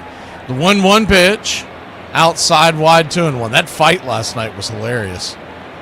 It's always Contreras, too, man. The moment Lung said something about there's a fight with the Red Sox game, I was like, it's got to be Wilson Contreras. That guy is just made of paper mache. Everything offends him. 2-1 right there at the knees, 2-2. And it all came down to he got mad because the pitcher said something to him. But earlier in the game, he was strutting his feathers to the pitcher. And I'm sorry, but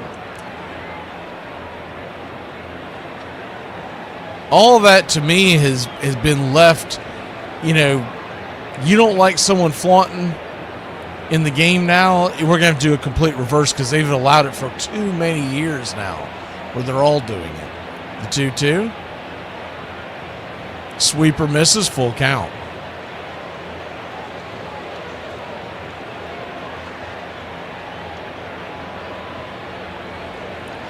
Payoff pitch.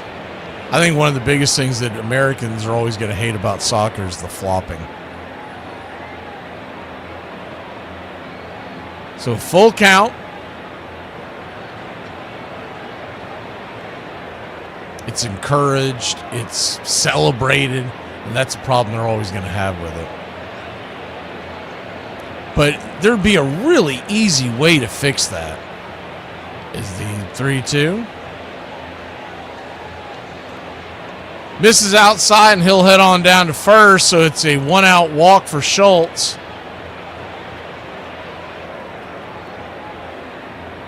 Game's tied 1-1.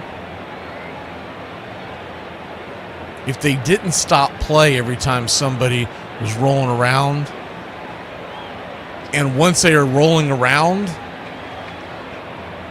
force some kind of a penalty, whether it was, that's up for debate, but if you force some kind of a penalty, it would knock it off really quick, but they've been doing it for so long, it's just become a part of the game.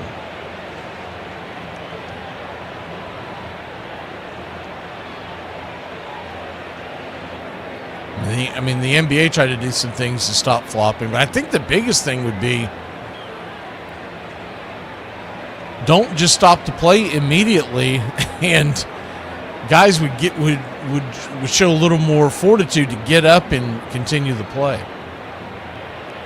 Runner at first, 1 out. Blaze Alexander, the batter.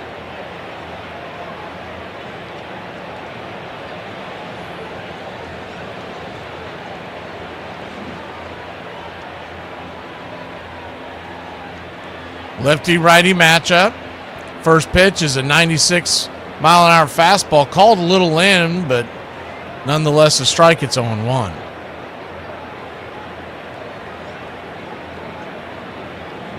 The 0-1.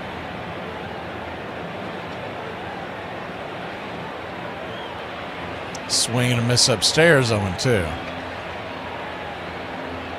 I don't know. Well, James, you might be a big fan of hockey. I don't know, but as a guy who grew up in the South, it bores me to tears. I try to watch it during the postseason, but honestly, I've watched a hell of a lot more World Cup than I even dreamed of watching hockey. The 0-2 pitch. Swing. Hard hit ball into left field, and that's due for a base hit. And first and second, 1 out.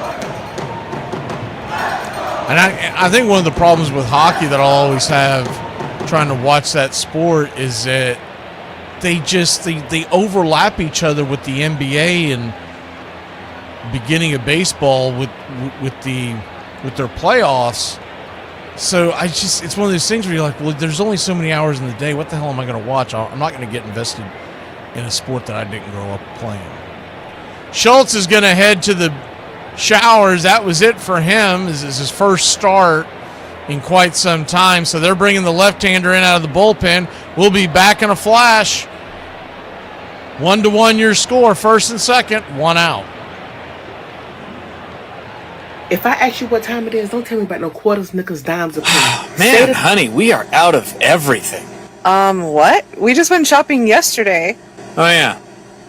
Well, none of this is hot wings and beer. Grab your coat. And as a from the South, I'm letting you know right now, if you decide to move down here and you get into it with somebody, don't be hitting that, oh, I'm from New York, I'm from Chicago, I'm from Detroit, I'm from motherfucking LA. Boy, we don't give a about that. We don't care. Now all you done did was piss us off even more. Now, I'm really about to tie your ass up. And I'm talking about straight hands and feet. Because I promise you ain't never had an ass whooping like this one before. If you're a straight man, you might not know this, but there are a lot of things you can do that are actually gayer than having sex with other men. Here's a few. Blowing on your food when it's too hot. Holding in a sneeze. Referring to your girlfriend as your partner. Drinking boba tea. Using the notes feature on Instagram. Reed said, "Mom, am I gonna die?" That was what he said to me. So that just tore me up. Called the ballpark in Boston because that's where Nolan was playing. When I heard Nolan's voice, I just broke down in tears, and I was like, I still want to cry. He lost a kidney and he lost a spleen. but he recovered from everything. I left that experience feeling blessed to be alive, blessed to be able-bodied still. Really, from that moment on, I just decided that I was going to be positive the rest of my life because every day is a gift. That kind of reaffirmed my feelings about hoping that I could pitch closer to home. I grew up as a Texan. I am a Texan, and I'm proud to be a Texan, and there's a mystique about it. It's in my blood. Good morning to everybody, except for the people that pronounce salmon. F you.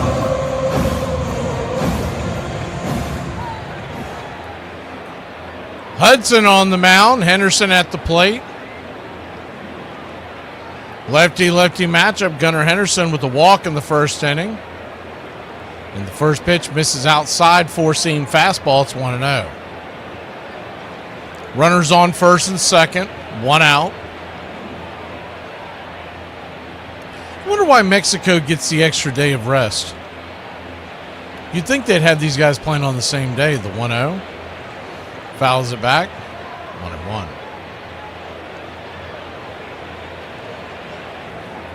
If the U.S. wins tonight, they play on Monday.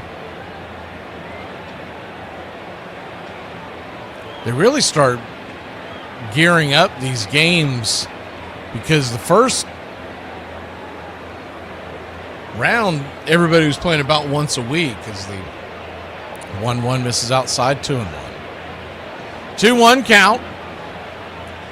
Lefty. Brings it. Swing, ropes it into right field. That's going to get down for a base hit. They'll go station to station on the play. Wasn't sure if that ball was going to get caught in right field, so Holiday will stop at third.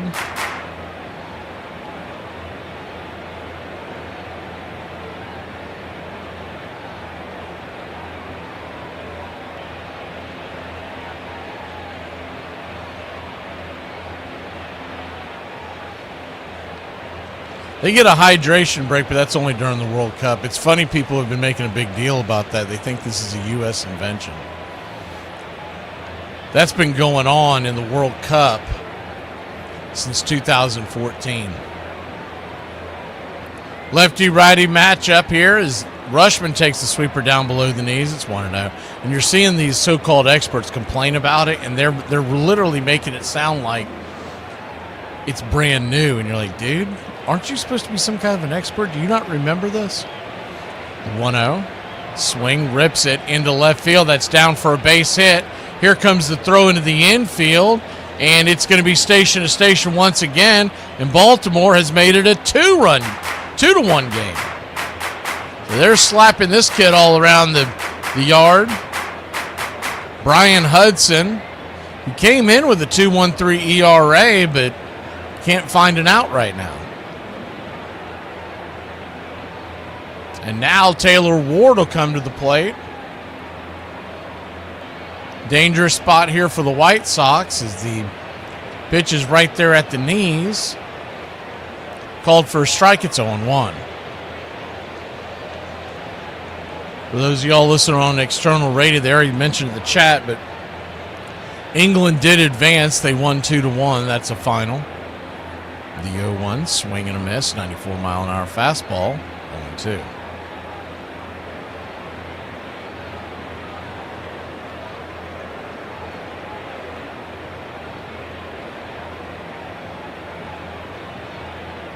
Looks like a right-hander is warming up in the pen. The 0-2 pitch.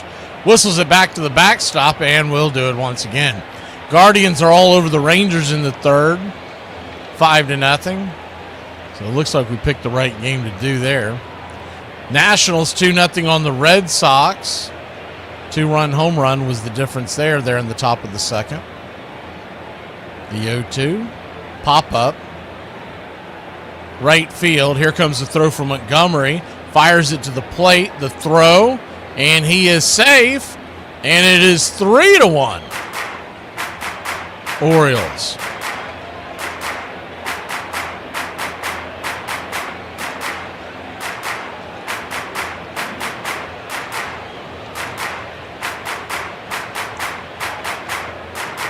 Tigers and Yankees. 0-0. They're in the second inning. Later on today, in fact, starting about 10 minutes, you got the Padres and the Cubs. At 3:07 Eastern will be the Mets at the Blue Jays. 6:40 Pirates at Phillies, and then the big one, Cardinals at the Braves at 7:15. At 7:40, you got the Rays and Royals. Twins are at the Astros. Reds are at the Brewers. Marlins at the Rockies in the late games. Dodgers at the A's and the Giants at the Diamondbacks. That's it. Hudson didn't get a thing done. They're going to the bullpen once again.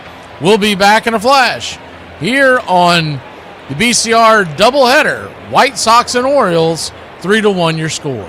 My ideal man doesn't play the drums, doesn't stay late at the bar, does what he says and says what he does not get a fancy lawyer that the other person can't afford if things get weird. Basket case. Where does that saying come from? Comes from France and guillotine days.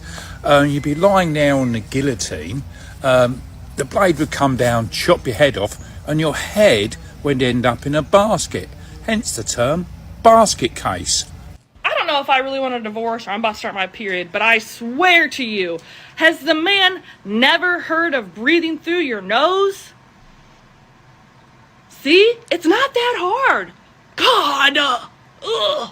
Give me some attorney numbers. If you ever think that you suck at something, just know that I got fired from my Madden franchise team, okay?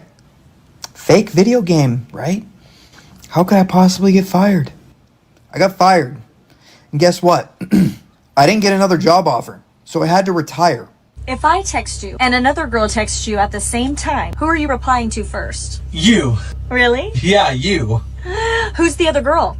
For more than 2 decades, Ted Williams provided the Fenway faithful with innumerable thrills and experiences. Now up comes Ted Williams. He always creates excitement when he digs in at home plate. And one of the most memorable was his final appearance in a Boston uniform. It was a cold, blustery, damp day in Boston. Williams, in talking about that home run, which he hit off Jack Fisher into the bullpen, the pitcher had thrown a fastball by him. Williams said that he allowed that first fastball to be a strike because he wanted to get another. Williams swings, and there's a long drive to deep right. That ball is high. A home run for Ted Williams in his last time at bat in the major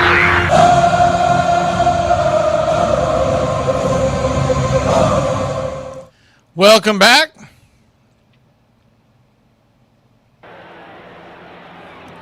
Runners at the corners, 2 outs. Pete Alonso, the batter. First pitch, bangs it foul down the line. It's 0-1.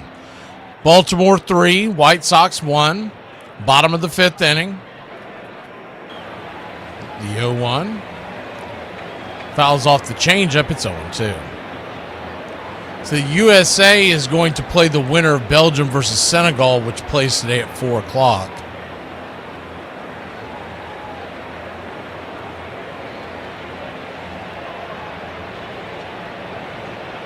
We definitely want a Senegal upset on that one. The 0-2. Richards brings it. In the dirt, changeup misses. Did he go around? He did not. 1-2.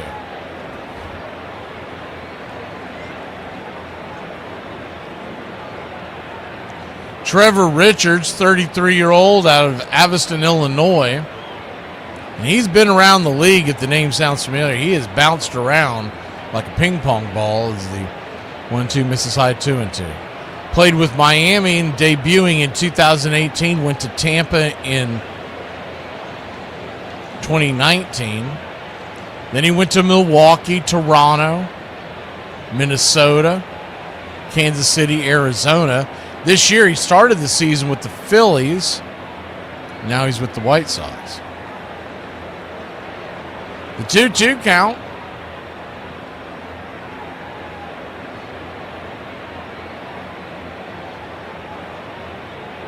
Brings it. In the dirt, ball gets away, and that's going to be a run. That is going to be an easy run. Head first slide by Gunnar Henderson. And 4-1 your score, Baltimore. Wild pitch in the books on Richards.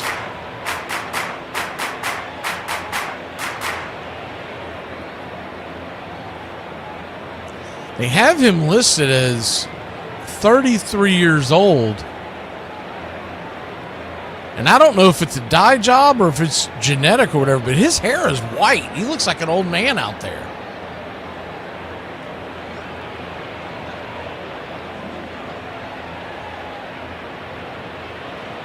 Righty, the payoff pitch. High and out of the zone, ball 4. Well, Adam, if you're asking us now with the score 4-1 in the 5th, I'd say it's the Baltimore Orioles. 2 on, 2 out. It must be getting kicked around the league. It's even in his profile picture. Pulled up his profile picture, and he's got white hair coming out of his hat. So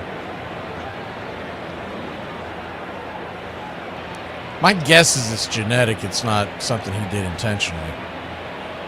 First pitch upstairs, slider for a strike. Nope, did not get the call. Okay, it's 1-0. I had a buddy in high school. He was his hair was peppered, salt and pepper, by the time he was 19 or 20. It was full salt and pepper. By the time he was 25, it was white and he was losing hair. The 1-0 swing, pops it up. High in the sky into right field. That should end the inning, and it does, but not before Baltimore clocks the ball around the ballpark, puts 4 runs, 4 hits on the board. We'll be back in a flash. White Sox try to answer when we return. If you're telling me you're making a quick and easy dinner recipe and you start cutting you. The fact that you people don't know what a real dive bar is insane to me. Over the past few years, being somebody that enjoys going to dive bars has become trendy. Every person will be like, I just go to dive bars. I don't like nightclubs. And so they'll take me to their favorite dive bar. And when I get there, I'll realize that it is a bar that is made to look like a dive bar. It's not actually a dive bar at all. It's more of a hipster bar. Just because there's graffiti in the stall of the bathroom does not mean that it is a dive bar. I don't know a couple signs that will tell you if you're in a real dive bar or not. 1, prices for beer should not be any more than $4, and they shouldn't have any fancy beers there either. Just standard cheap beer. Regulars should not be friendly to you unless they've seen you multiple times in that bar. Then they will be friendly to you when you walk in. The outside should look like an absolute dump. It should look so bad that you are nervous to walk inside the building. And this might be the most important thing. The bartender will not make you a fancy drink. If you ask them to make you like a Cosmo, they won't do it. If you're not asking them for a Jack and Coke, Captain and Coke, vodka cranberry, any drink that can be made by somebody with zero bartending skill, then you're not getting it. You people don't know real dive bars. My culture is not your costume. Just did the bills. Looks like we're staying home this weekend. I loved being middle class for that one day. That was fun. Why do I adult? When we left Anaheim for the last time, Dad had a single cab pickup truck, and we rode from Anaheim to Alvin, which is a 24-hour drive, in the bed of the truck. That was before seatbelt laws and everything else. We had one of those sliding glass windows, and so Reed and I could crawl back and forth between, being in the front with my dad and being in the back with the dogs and these green army men that he had bought us. We thought it was the greatest thing in the world. One of my favorite gambles in life is, will this nap make me feel relaxed and refreshed when I wake up, or will it make me sweaty with a headache and have no idea what day it is?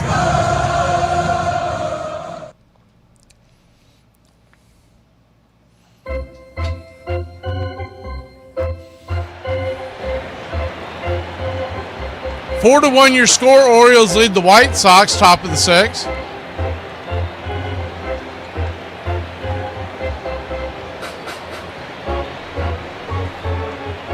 First pitch is a sinker from Dean Kramer. High and outside, it's 1-0. Antonashi, who smoked a first pitch home run over the right field wall to start the game, standing in the 1-0, fouls it back, it's 1-1. This will be the third time through the order for the White Sox, so you would think the Orioles have probably already got the bullpen going. I haven't seen it flashed up there yet, but I got to believe they've got the bullpen going. First sign of trouble, they'll go grab Kramer. It's his first start since April 18th. The 1-1. Pops it up out of play. 1-2.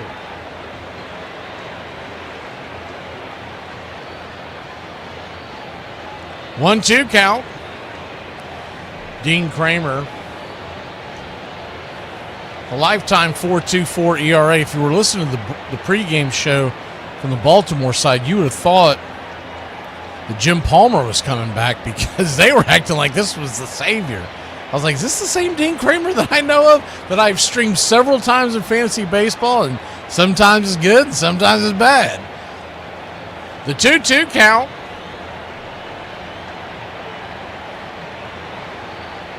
Swing, slaps it towards left field. It's down for a base hit. And it's a leadoff single for the Chicago White Sox. Here in the top of the 6th inning.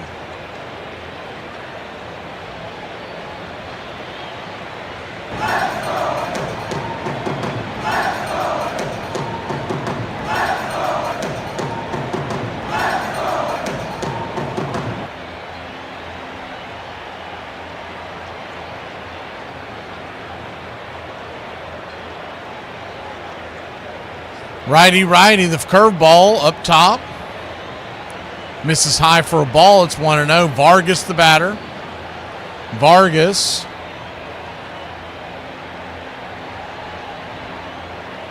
He's quietly putting together a hell of a year. There's the 1-0. Swing. Rips it over to third. It's going to be a 5-4 put out. They do not try to turn the double play as Vargas was flying down the line. The 26-year-old Vargas has 19 home runs and 52 RBI as we're just past the halfway point here in Major League Baseball. So he's on pace for almost 40 home runs and 100 RBI. And he's not an everyday name that you hear when they talk about Major League Baseball, but he's putting together a pretty good year for the White Sox. Andrew Benintendi, the batter, 0 for 2 at the strikeout. Righty-lefty matchup, the first pitch. Oh, nope. He's going to flip it over to first real quick to keep the runner close by. We'll go ahead and pull the stream back so you can see the whole action.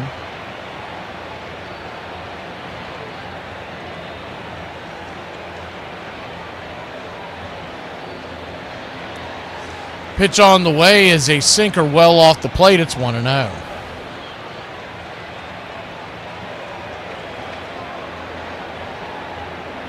Tigers have taken a 1-0 lead over the Yankees in the 3rd inning. Nats still lead the Red Sox 2-0 in the 3rd. The 1-0 outside wide.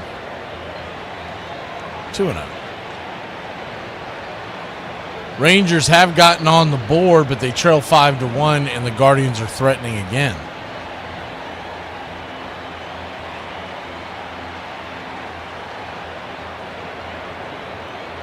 The 2-0 pitch.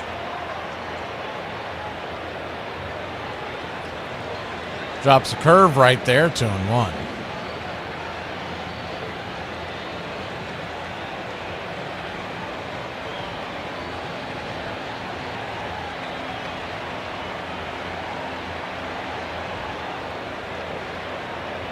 Two-one count. Swing. Fouls it back.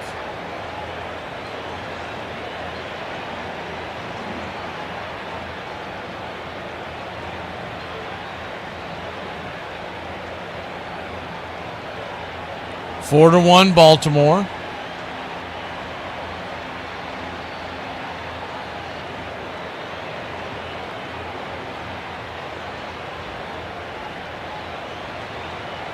The 2-2. Swing and a miss, splitter. Strike 3. They toss it down to first base to see if they can get the runner leaning, but he's back in plenty of time. And there's 2 away. 2 down. Braden Montgomery coming to the plate. He doubled, almost got a home run his last time up.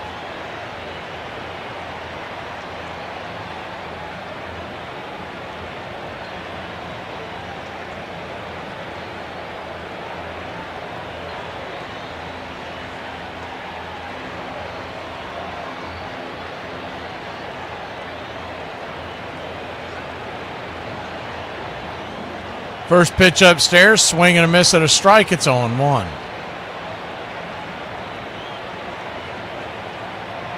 The 0-1 to Montgomery.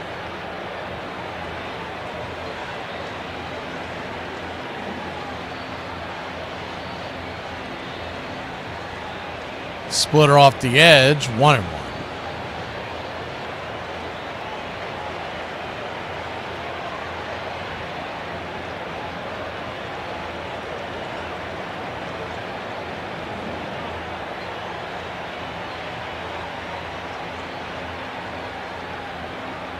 The 1-1 pitch. Swing and a miss over that splitter, and it's 1-2. Infield is back into the right. Tying run standing on deck. They do have Cano warming up in the bullpen. This will be pitch number 79 for Dean Kramer. The 1-2. Chopper over towards second, and it'll be a 4-6 put out to end the inning. Kramer, if that was his last pitch, he finishes with 1 run and 4 strikeouts, 4 hits allowed, and he is in line for the win. We'll be back in a flash bomb. The 6 we go. Tyler O'Neill leads us off when we return here in Baltimore, Maryland. What really chaps my ass is when the GPS says head west. Like, I don't know which way is west. That's why I'm using you. I'm not Sacagawea with Lewis and Clark. I don't have a compass. I don't know. Just tell me left or right. I'm sick of all the Canadians at this stage trying to tell me how cold I am. Oh, Ireland doesn't even get that cold. It's only -2. -30 degrees. Why are you living there, Deborah? If you're not a freshly caught fish, I wouldn't subject a box of ice creams to that weather. Are you trapped? Is someone keeping you there? Are you in peril? Sorry guys, but why are you living in a place that's actively trying to kill you? This is Mother Nature telling you to right off. You're not welcome. Do you know what? I'm going to go and check. What temperature is my freezer? -18. Better quality of life than you. Move. I'll make space for you in the freezer. Wanting to come home was one of the reasons Nolan left the Angels, but that's not the whole story. During contract negotiations in '79, the top brass at Anaheim thought Nolan was getting a bit too big for his britches, with the general manager Buzzy Bavasi even saying in the press he could just sign 2 8 and 7 pitchers to replace Nolan, who was 16 and 14 that season. Talk about a slap in the face. Well, one team's loss was another team's gain. Nolan had a manifest destiny of finishing his career in Texas, and no better place than 35 miles away from where he played high school ball and fell in love with Ruth. Nolan signed a free agent contract with the Houston Astros to become baseball's first $1 million man. And not just in baseball, in any sport, period. But I think because it was Nolan Ryan, it was not a, gosh, you know, this athlete's being paid more than he's worth. Whatever you would have paid him, you'd have said, hey, this guy's worth it. He's a hoe, and I want that known. Like, I see why he got punched in the because that's some, like, he says some things that you should not say to another man, ever.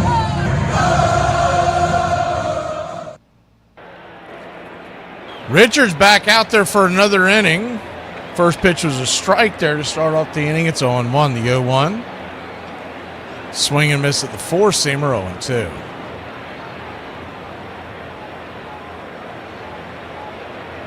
The 0-2 count. 4-seamer right there on the edge. Strike 3, caught looking. 1 away.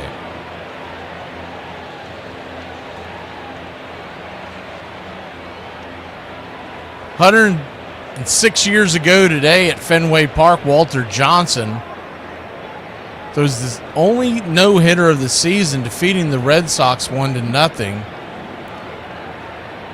As the first pitch swung on, fouled straight back, it's 0-1. Bucky Harris boots Harry Hooper's grounder for an error, ruining the Big Train's perfect game bid that day. The 0-1 up top. This is high, 1-1. He made up for it by getting the 2-out single that won the game. The game's only run, the game only RBI. This is the 1-1 in the dirt. Taveras works it to a 2-1 count. 2-1 count. Kicks and fires. Rattles the 4-seamer down and out of play. 2-2.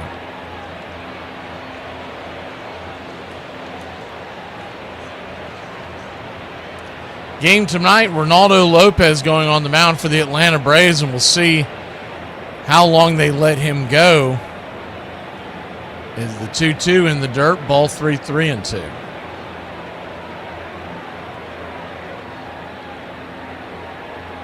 They've mentioned going to a 6-man rotation. I'd say a lot of that has to do with how far Raylo can go tonight. They don't have to go get him and wreck the bullpen. Braves do not have another day off until the All-Star break. The 3-2 fouls it back, and we'll do it again.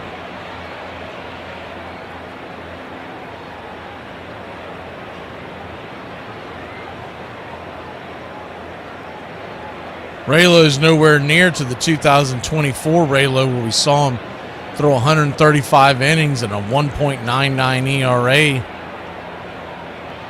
The pitch in the dirt, ball 4, and Taveras will head on down to first with 1 out. But he's looked a little better his last few outings. We'll see how long he can go tonight. His last outing, he went just 3 innings. So they may have a plan in place of someone they're going to go get to build that bridge. Is the first pitch grabs the outer edge for a strike versus Jackson Holiday. It's 0-1.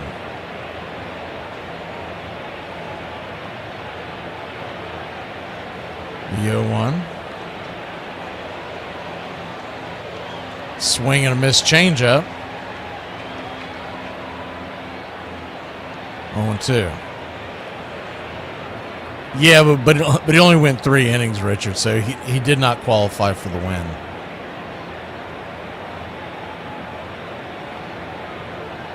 The 0-2 count. Basically what they did, and he gave up 4 hits in those strings, they did is that once they got to the point where he had seen the lineup twice, they went and got him. If he's going to be a true starter, he's got to show a little more ability to not just get outs, but also see the lineup more than once through. Flip it over to first real quick to keep the runner close by.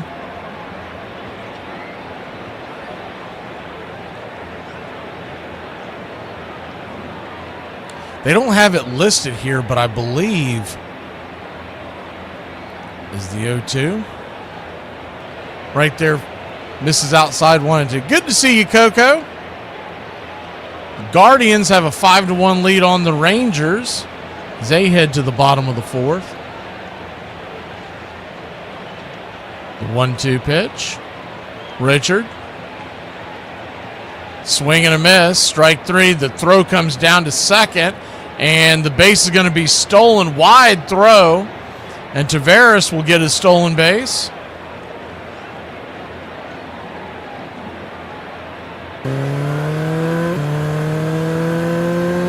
That throw was nowhere near the bag.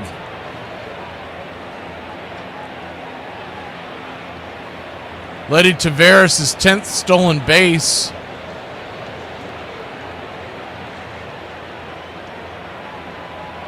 And Alexander, the number 9 hitter, the 1-0 pitch. High and out of the zone. 2 outs here in the 6th.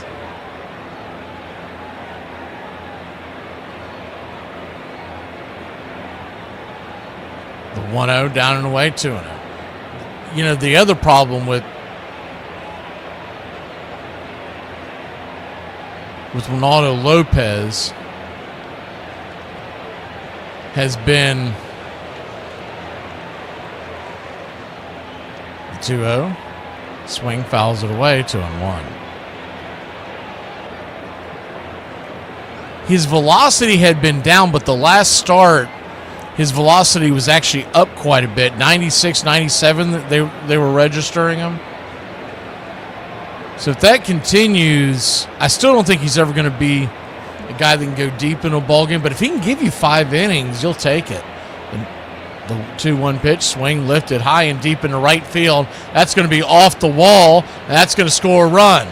5-1 your score as the runner heads all the way to third, and it's going to be a sliding triple, 2-out RBI triple for Alexander and the Baltimore Orioles. Good piece of hitting there.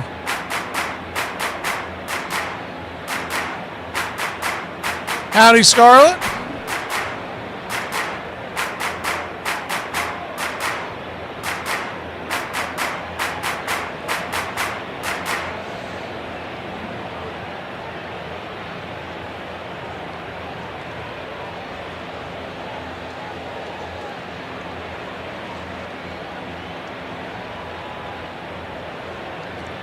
Righty, lefty.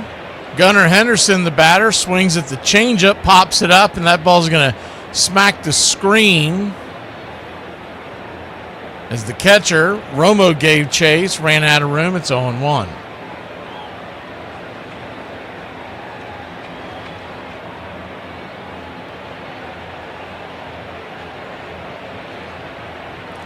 I think the biggest problem with Raylo this year, though, has been his whip. And when you look at those numbers, because a lot of fans don't really pay attention to that unless it gets brought up, as the 0-1 misses high, 1-1. His whip in June is 1.5. That's still well north of where you want it for a starting pitcher. The 1-1 swing, chopper over to third. Scooped up by Vargas. He'll flip it to first, and that'll end the inning. But not before the Baltimore Orioles put one on the board. We go to the top of the 7th. 5-1 Baltimore here in Maryland.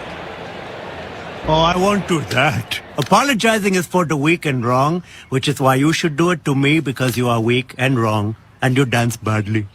Did you know that the letter J is the last letter to be added to the English alphabet? The letter J was added back in 1524, and prior to its addition, the letter I was actually used for I and J sounds. Did you know that? Well, now you do. If I was ever with my group of friends and some aliens and some supernatural craziest stuff in the world start happening, and right before we about to die, one of my homeboys look at me and start crying, talking about he like ding-a-ling and he got a crush on one of us, we gonna jump that. I'm telling you what's gonna happen. We gonna jump him right there on the spot, bro. Nobody got time for that. Look, I'm glad everybody is having the same reaction to this whole Stranger Things with Will coming out, bro. Nobody cares. Who cares, bro? But just make a good movie. Oh boy. I just hope this isn't the way it ends.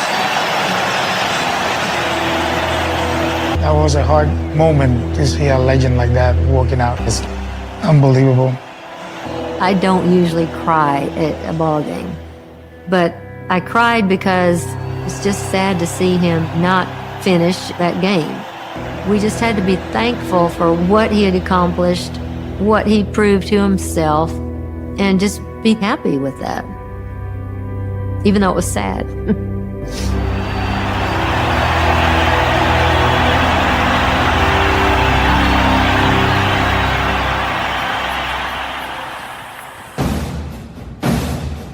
Pull up a chair, grab you a cold one.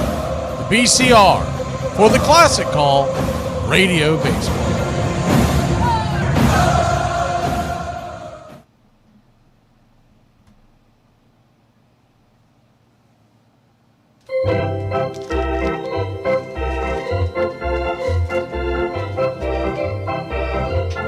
Top of the 7th inning. Orioles lead the White Sox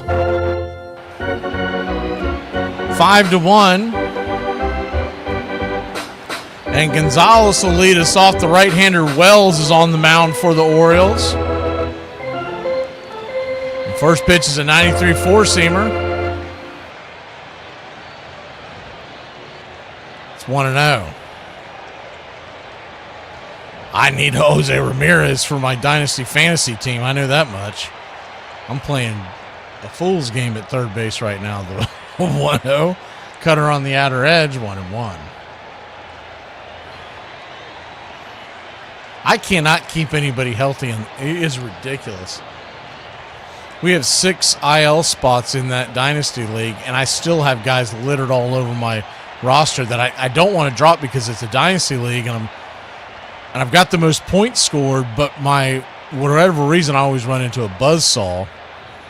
So I'm like 5th or 6th in the league because I keep running into unbelievable matchups every week as the pitch upstairs called for a strike. It's 2-2.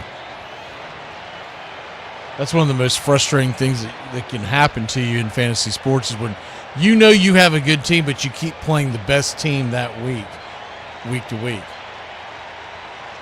The 2-2, caught looking strike. Whoa, they didn't call that a strike? They're going to challenge us. There's no way that wasn't a strike. I'd say 75% of that ball was in the zone. We'll wait for the official call. Bang, strike 3. Hell. 75, we'll say 95% of that ball. That was a terrible call. Now, Rushman's not doing many favors because he turned around and said something to the ump, whatever he said. You don't want to show up the ump when they're wrong. You just go ahead and move along, little doggy.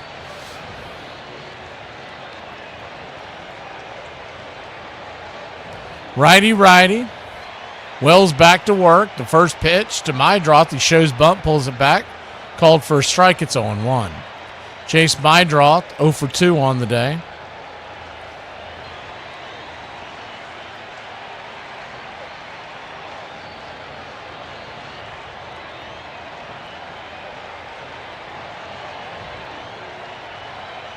The 0-1. Slider down and away. 1-1.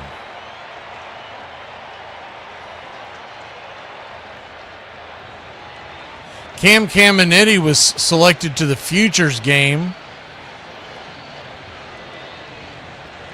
2026 Futures All-Star game. The 1-1 pitch, swing, chops it off the glove of the pitcher, Wells. It'll ricochet to second, 4-3 on the putout, so it'll be a 1-4-3 if you're writing it down correctly.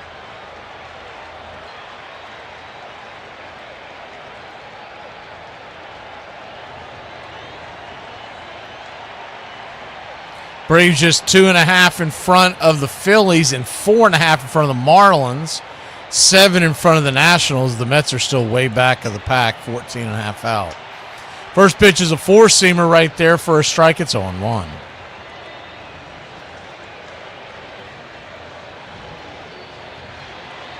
The 0-1. Swing, hammered high and deep. It doesn't look like it's going to be deep enough. That'll be an F9 for Peters in your scorecard. We'll go to the bottom of the 7th. It's 5-1 Birds. They'll grab the bats when we return. Time to stretch.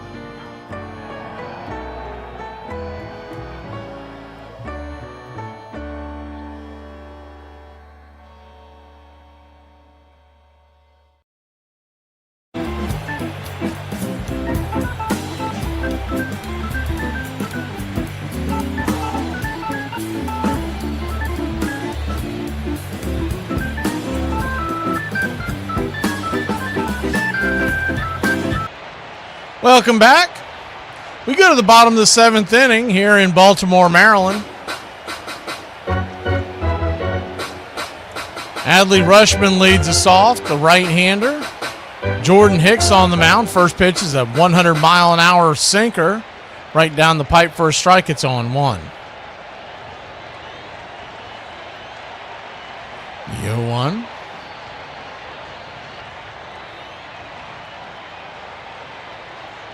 Sinker down and away, 1-1.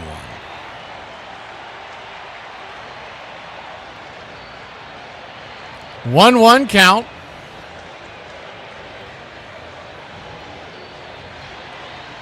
What's significant about that Caminiti being selected to the Futures game is the 1-1 fouls it back 1-2.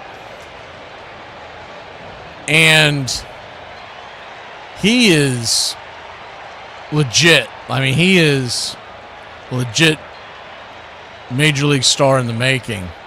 The question will be, would the Braves be willing to part with him in a trade to bring someone like a Skubal in, or do they see the upside on him just too high and they don't want to do it?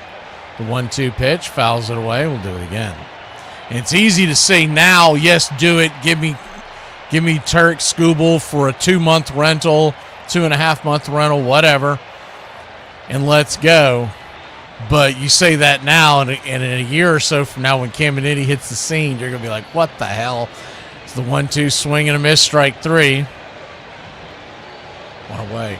And just the way he's been doing business for a while here, because they always want to point to what he did in Toronto, but Anthopoulos has not shown the willingness to give up multiple big-time prospects to bring one guy in for a rental. So I got to see it to believe it. First pitch is a sweeper up and in. Has to bend out of the way. Taylor Ward. 1-0.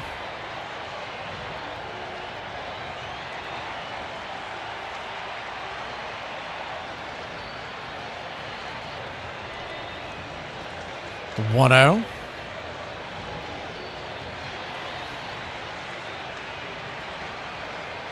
Sweeper in the dirt, 2-0. Here's an interesting fact, probably bring it up again tonight, but recent teams that have lost 13 of 17 at any point during the season, which is what the Braves have just done, and still made the postseason. The 2-0, sinker at the knees, 2-1. Last year, Tigers, Guardians, and Mariners all did it. In 2024, Phillies, Yankees, and Mets all lost 13 of 17. And in 2023 is the 2-1 pitch, sinker right down the pipe, 2-2. The Rays, D-backs, and Rangers all lost 13 of 17, and the Rangers and D-backs face each other in the World Series. 2-2 count, swing, rips it towards center field. That's going to get down for a base hit. It's a one-out single for the Orioles.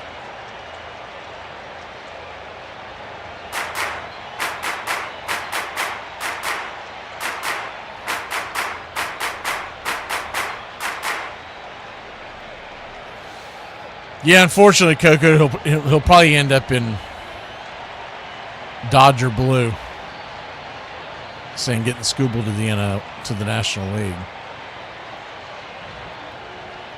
Righty-righty matchup. Sweeper right there at the knees to Pete Alonso, who's 0 for 2 with 2 strikeouts. It's 0-1.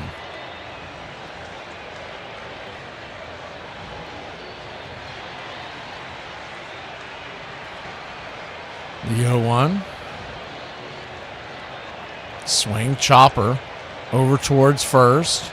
And they'll get Alonso running out of the baseline. You can put it down as a G3 either way. 2 down. The runner at first goes to second, so he's in scoring position. And Basallo will come on to pinch hit. For Mayo, Samuel Basallo, 256 average with 12 home runs. I mean, they've shown that they will part with prospects. Thing is, I never see any of these prospects that they part with turn into anything. So I don't know if I'm making a trade with the Dodgers if I'm a team in it. Quick mound visit by Romo, the hind catcher for the Chicago White Sox. He goes out there to chat with his battery mate, Jordan Hicks, former St. Louis Cardinal. Righty-lefty matchup. Sam Basallo digging in. And here's the first pitch. Sinker 102 miles an hour below the knees. It's 1-0. Hicks at one point was a starter. He could never quite keep himself together, so that's how he ends up in the bullpen. I still think that's where Raylo's going to end up for it. So all said and done is the 1-0. Sweeper in the dirt, 2-0. And it probably won't be in a Braves uniform because I think he's going to think that he should get starter money. Someone will be dopey enough to give it to him, and he'll eventually end up in whoever's bullpen that he signs with. The 2-0 count. Down and in, 3-0. In that first season, it seemed like a steal, but the entirety of the contract, he has not been worth what he was signed for. The 3-0 pitch. Down and away, ball 4. All 4 pitches nowhere near the zone. Basallo head on down to first.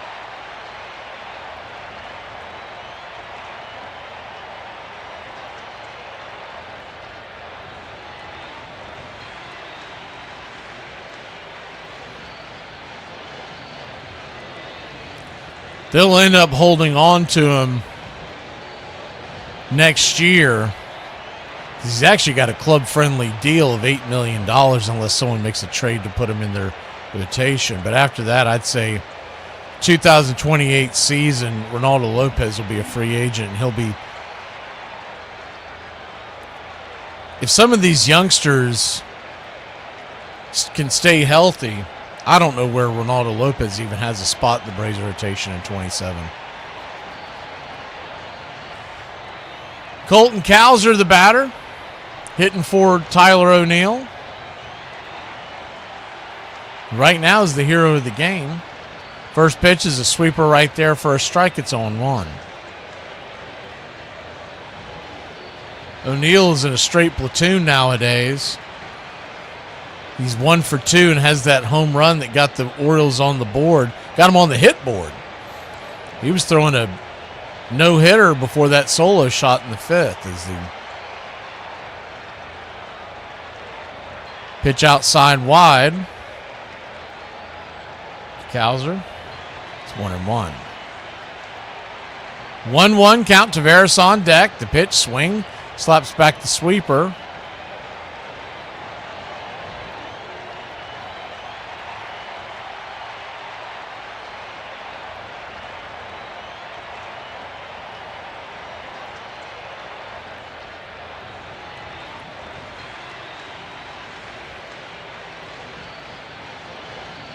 The 1-2. Splitter down. 2-2.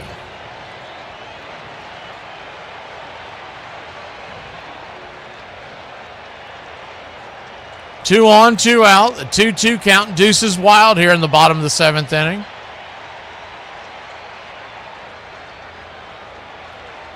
Sinker, 100 miles an hour, fouled away. Out of play. On deck is Taveras. In the hole is Holiday. 5-1 your score. 2 outs here in the 7th. Infield, back and to the right. Playing the batter to pull.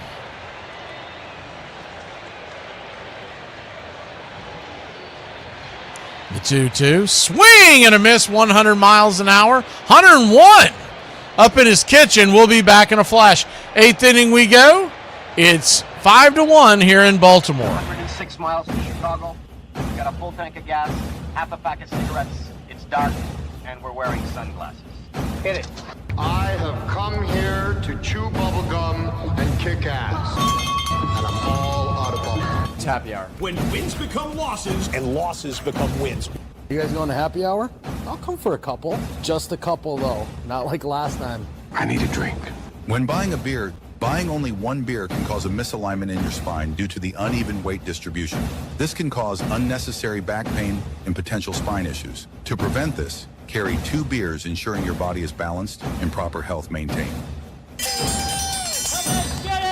Afternoon, everybody. Put my pants on, one leg at a time. Does Barry Manilow know that you raid his wardrobe? Guess what? I got a fever, and the only prescription... Ladies and gentlemen, we interrupt our program of dance music to bring you a special bulletin from the Intercontinental Radio News. You're in Braves country. Everybody drink a beer. Salute. They're making it laws where you can't drink when you want to. This stinks! Pretty soon we're going to become this country. This is total BS! Oh, yeah. Me and the Lord. You gotta understand it. We're on a mission from God. I'm on the radio every day!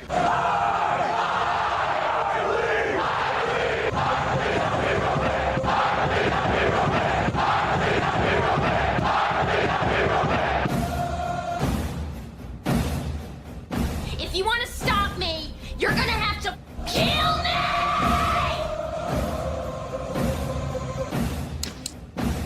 And you, music lover, you're next. You're so drunk you can't hit nothing. In fact, you're probably seeing double. I have 2 guns, one for each of you.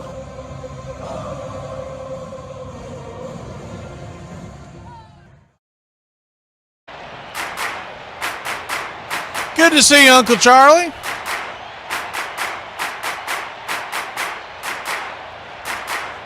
Righty-righty matchup is Wells versus Lil Acuna. Lil Acuna takes it upstairs for a strike. It's 0-1.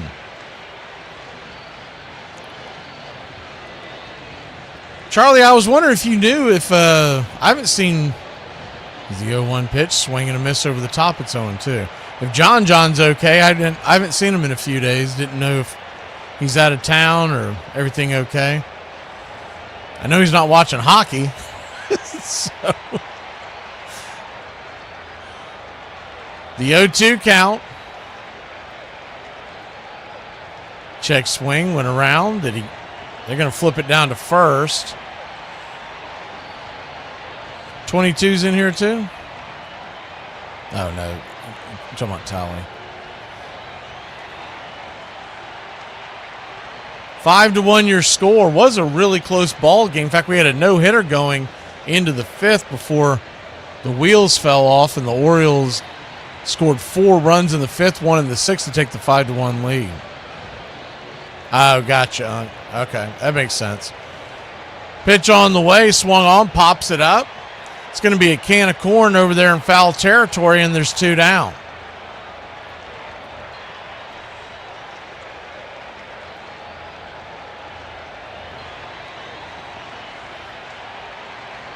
Well, that makes sense. A lot of times you can't, if you're out of town, you're not set up in the same thing you're set up. Because normally he's chatting from work during the day games, but if he's out of town, he might have a totally different setup. Antonashi, the batter, he led this game off with the home run. Curveball called for a strike on the outer edge. He wants to challenge it. It's going to be a close one. See if he gets the call. And it is a strike. Wrong, wrong, wrong, wrong. Wrong, wrong, wrong, wrong. You're wrong. You're wrong. Braves. Cam Caminiti been selected to the Futures game. In case you're just joining us, as the 0-1 pitch is banged down the line foul. It's 0-2.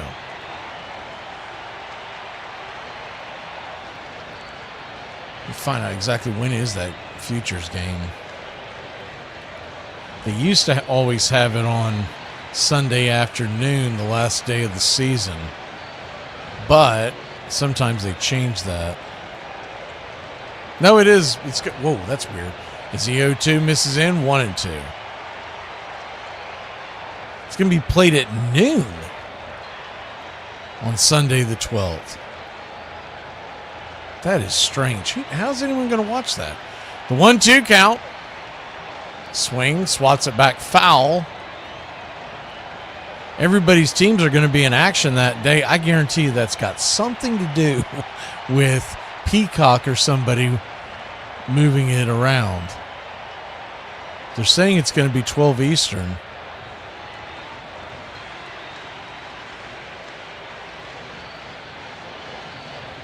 The 1-2 count.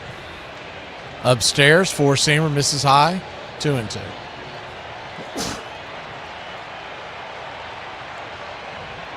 The 2-2. Antanashi with the home run, 2 for 3 on the day.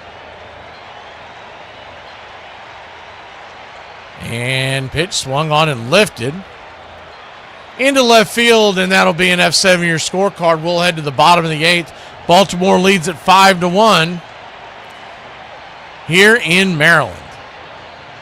Updating on your phone. I'm confused. Well, we're eliminating people. Why? They're dead. Grandpa? I mean, Jesus Christ, how can I call them if they're dead?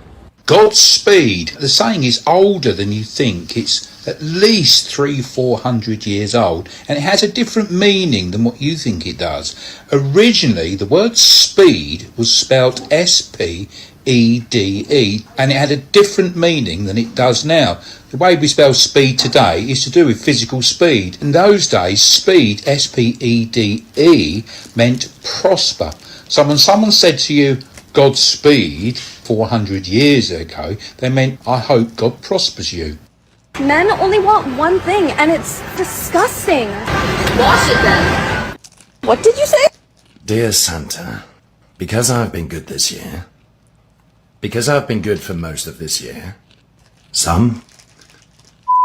I'll buy it myself. With that, one of the greatest hitters ever to play the game bid farewell to Fenway Park. Ted Williams was gone, but the Red Sox had a plan and a man to help fill the void. When Yastrzemski was signed as a kid out of Long Island, he was signed as the successor to Ted Williams. Yaz debuted in the 61 season, assuming the daunting task of replacing a legend, and he was up to the challenge. He meant so much to me, and after I got over my first few months being under the pressure of replacing him, I wanted to be better than him. He had set that example for me. By his third year in Boston, Yaz was an all-star and the American League batting champion, giving Red Sox fans a taste of things to come. I never disappointed anyone when I put on a Red Sox uniform. I always wore it with pride and respect. Pull up a chair and grab a cold. Braves Country Radio, your home for the classic call, Radio Baseball.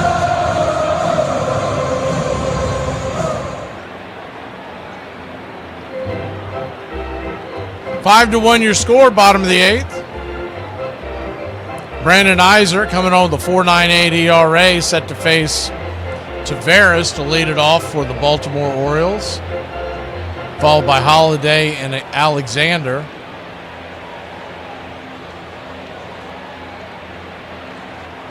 %, Coco. I just don't know if I want to give up whatever they're, because I got a feeling they're going to rake everybody over the coals for that trade. First pitch is right there for a strike. It's 0-1. One thing's for sure, if the Braves are going to make trades, substantial trades, they're going to have to get some wins under their belt, because you can't be flailing heading to the deadline and expect Anthopoulos to unload the cabinet for a team that's doing a nosedive. The 0-1 swing and a miss. It's 0-2.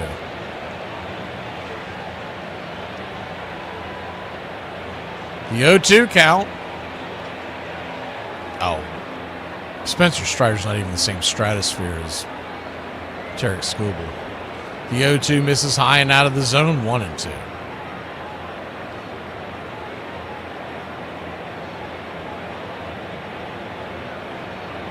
The 1-2. Down and away, 2-2. But if you haven't watched them a ton, I get it, and you know everyone's entitled to their own opinion, but Tarek Skubal's elite. He's the best left-hander in Major League Baseball right now. The 2-2 swing, hammers it down the line, foul. We'll do it again. Even on a year where he's been battling injuries.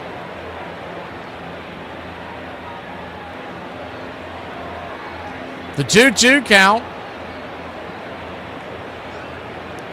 Swing, rips it deep into left field, and I think that baby's not coming back. She is gone. A solo shot, and it's now 6-1 Baltimore.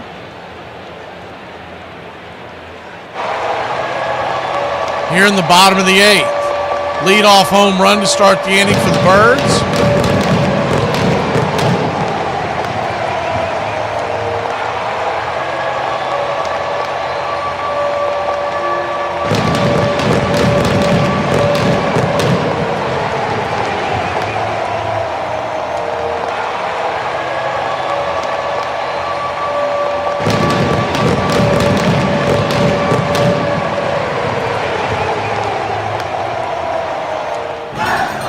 .412 feet over the left field wall, and the Birds have a 6-pack on the board.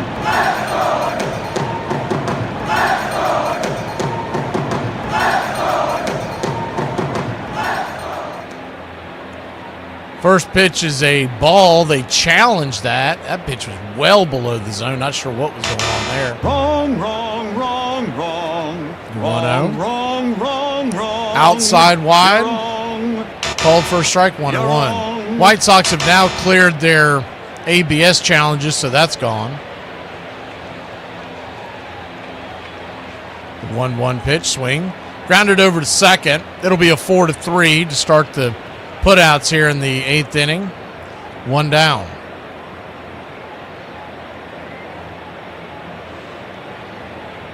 You look at what Scooble's done the last several years. He's got an ERA of 2.21 last year, 2.39 in 24. When he first started coming onto the scene in 2023 at a 2.8 ERA. This year it's 3.15, but remember he started off injured, so some of that's coming off of that.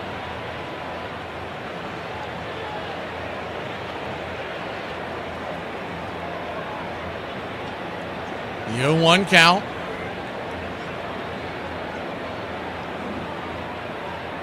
High and out of the zone. 1-1. But if history tells us anything, Anthopoulos isn't going to go all in. He's going to try to get some bargain basement. I would love to get a Logan Webb. It's the 1-1 pitch. Rattled down the line. Foul. 1-2. Ball made it into the corner, but just foul as Alexander will retreat back to the plate.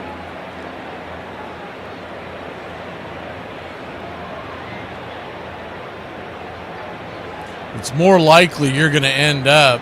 Man, that ball was really close to hitting the line. It just missed it. It's more likely that you're going to end up... Whoever you think the Braves are going to get your expectations just a tad lower.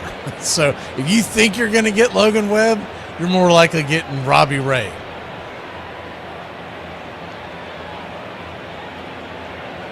Alexander calls timeout, steps back into the box. If you think you're getting Tarek Skubal, you're going to with Jack Flaherty. The 1-2. Bangs it down the line, foul. We'll do it again. If you think you're going to get Sonny Gray,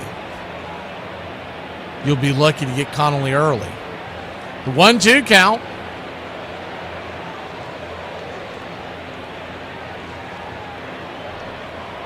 Swing and a miss, strike 3, 91 upstairs, and there's one down. And one of the biggest reasons why that happens is Anthopoulos has such job security. He knows he's not going anywhere, and he wants to compete every year. And he looks at it as one of these years his team will get hot again, and he'll win one, but he doesn't want to mortgage the entire future for a 2-month run. And I get that, but as a fan, there's a fan part in you that wants to say, screw it, let's go for it. We never go for it. Let's go for it this year. But the offense has to start hitting or it's going to be a kind of a moot point. 0-1 count to Henderson. Lefty. Bottom of the 8th inning. White Sox with one last offensive inning to try to get back in this game. The 0-1 pitch, swing, rips it over to second. I'm not sure if Mydroff caught that or the ball caught Mydroff, but it'll be an L4 in your scorecard. That was a rocket. We'll go to the 9th inning. White Sox trail by 5. They'll grab the bats. Going to Disney World! Disney World. Papa, where are you going? Papa, where are you going? To hell. The cat's out the bag. Well, that's a really old saying. Been around since 1400s, and it has a connection with another old saying, a pig in a poke. A pig being a piglet and a poke being a sack. You'd go to your medieval market, you'd buy your piglet in a poke or a sack, and off you go. But cat's out of the bag is to do with a fiddle. And what would happen is you'd go to your medieval market, you'd buy your piglet in a bag, in a poke, and you'd go home, open the bag, and there'd be a cat in there. And out would jump the cat. Cats in those days would cost nothing, and you'd just be fiddled. Listen, my father abused me pretty much since the day I was born, week after week, year after year. There was some years better than others, but for the most part, it was suboptimal. Never really talked about this before. I always thought, it happened so long ago, who cares? But it just it hit me this year, especially. It still affects me to this day. This year, it's gotten a lot better, but I honestly don't think I can ever forgive my dad for making me a Bears fan. Like, what in the actual is this? Born into it. So in conclusion, Papa, why have you forsaken me? Also, Bears on top, suck my. Still another rookie came on board in '64, a young phenom from the Boston area, making him the perfect fit for Fenway Park. I was thinking ahead about that big green wall out there, and the fact that I'd like to play in Boston, that's why I signed with the Red Sox.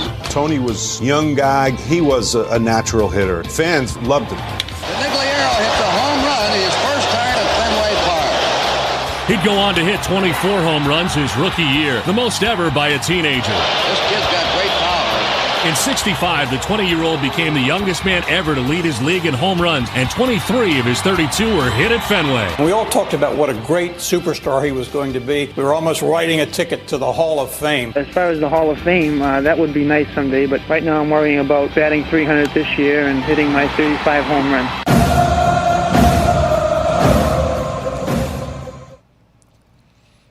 Welcome back.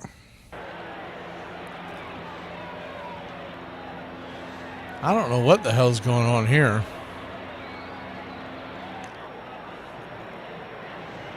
I guess they're bringing in Kittredge to pitch.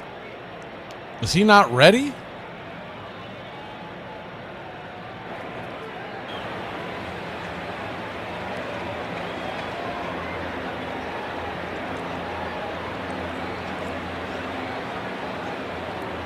Wells, he's in the dugout, and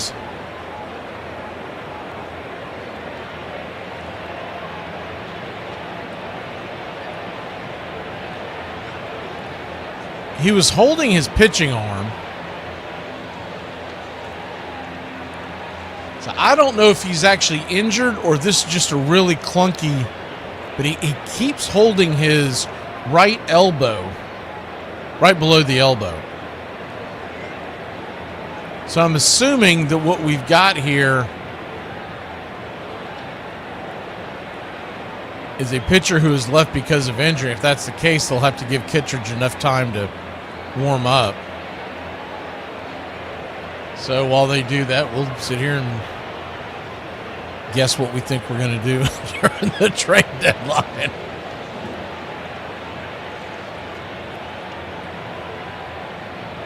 He was holding that pitching arm, the right elbow, so that's not a good sign for that guy. Hopefully he's okay. I know Wells has battled some injuries.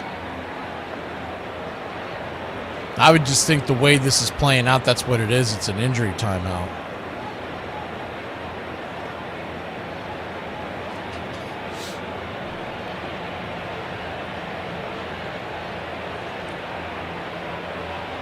The problem is the biggest need the Braves have, because they're going to get some starting pitchers back healthy. But if you have the biggest need that they have, assuming Suarez is okay, assuming AJ Smith-Shawver comes back ready to rock, and Schwellenbach and Waldrop can continue to progress, their biggest need is an outfielder who can hit from the right side. And the problem with that is that is a scarce commodity in today's Major League Baseball. For whatever reason, right-handed outfielders, right-handed batsmen from the outfield position are few and far between nowadays. That's why someone like Ronald Acuna Jr. is going to get paid more than he's worth, because he's a right-handed power bat. All right, Kittredge comes on. He's ready to roll. First pitch is a slider, misses high and out of the zone. It's 1-0.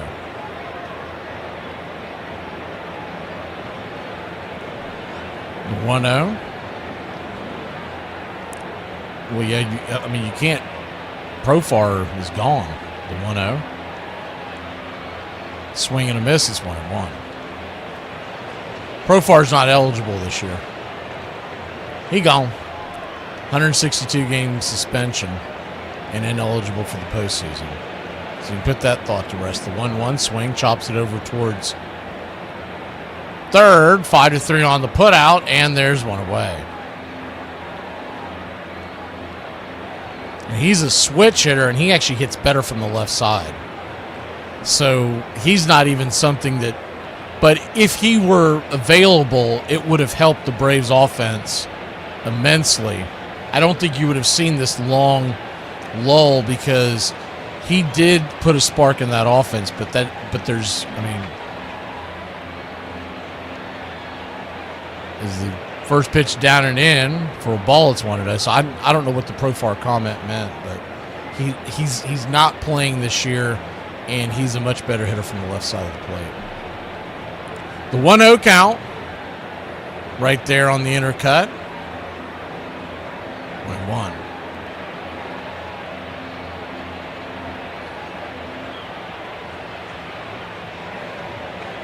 Orioles 6, Sox 1. The 1-1.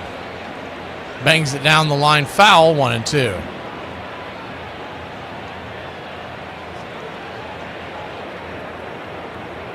But trying to find a right-handed bat is going to be very hard in this market, especially someone who can play outfield. The 1-2 pitch, swing, chops it over towards first, stepping on the bag, Basalo, and there's 2 down. So that's the problem you're going to have, assuming we get to the postseason. When you run into left-handed starters, the Braves are going to struggle unless guys like Austin Riley finally remember how to play baseball again. Because Hassan Kim appears to be a lost cause at this point.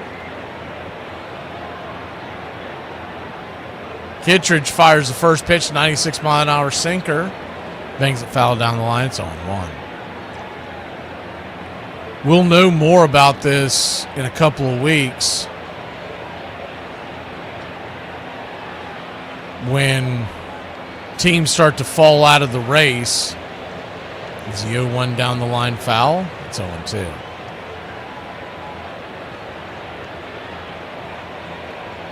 So an 0-2 count. Sox down to the last strike. Swing, fouls it away.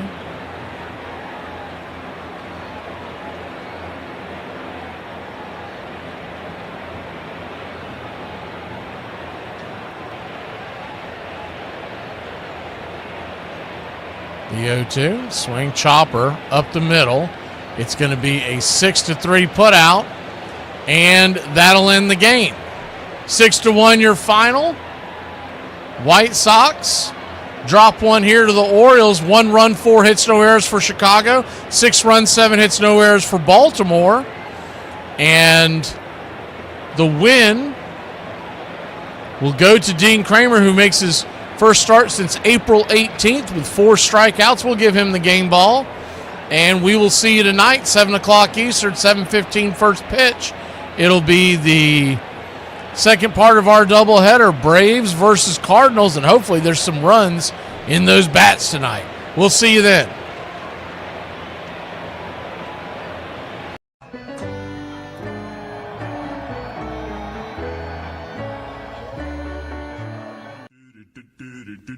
Goodbye, sweetheart. Well, it's time to go. We're back tomorrow with another show. Well, unless we're fired, Goodbye, sweetheart. Goodbye. Goodbye. Guys and gals, it's time to go. We'll see you on the next show. Same bat time, same bat channel. It's closing time, y'all. You don't have to go home, but you can't stay here. Have a great one. On your way out, please like and subscribe, and don't forget to tip your favorite bartender. We'll see you. I'm Mac McGee, signing off for Braves Country Radio.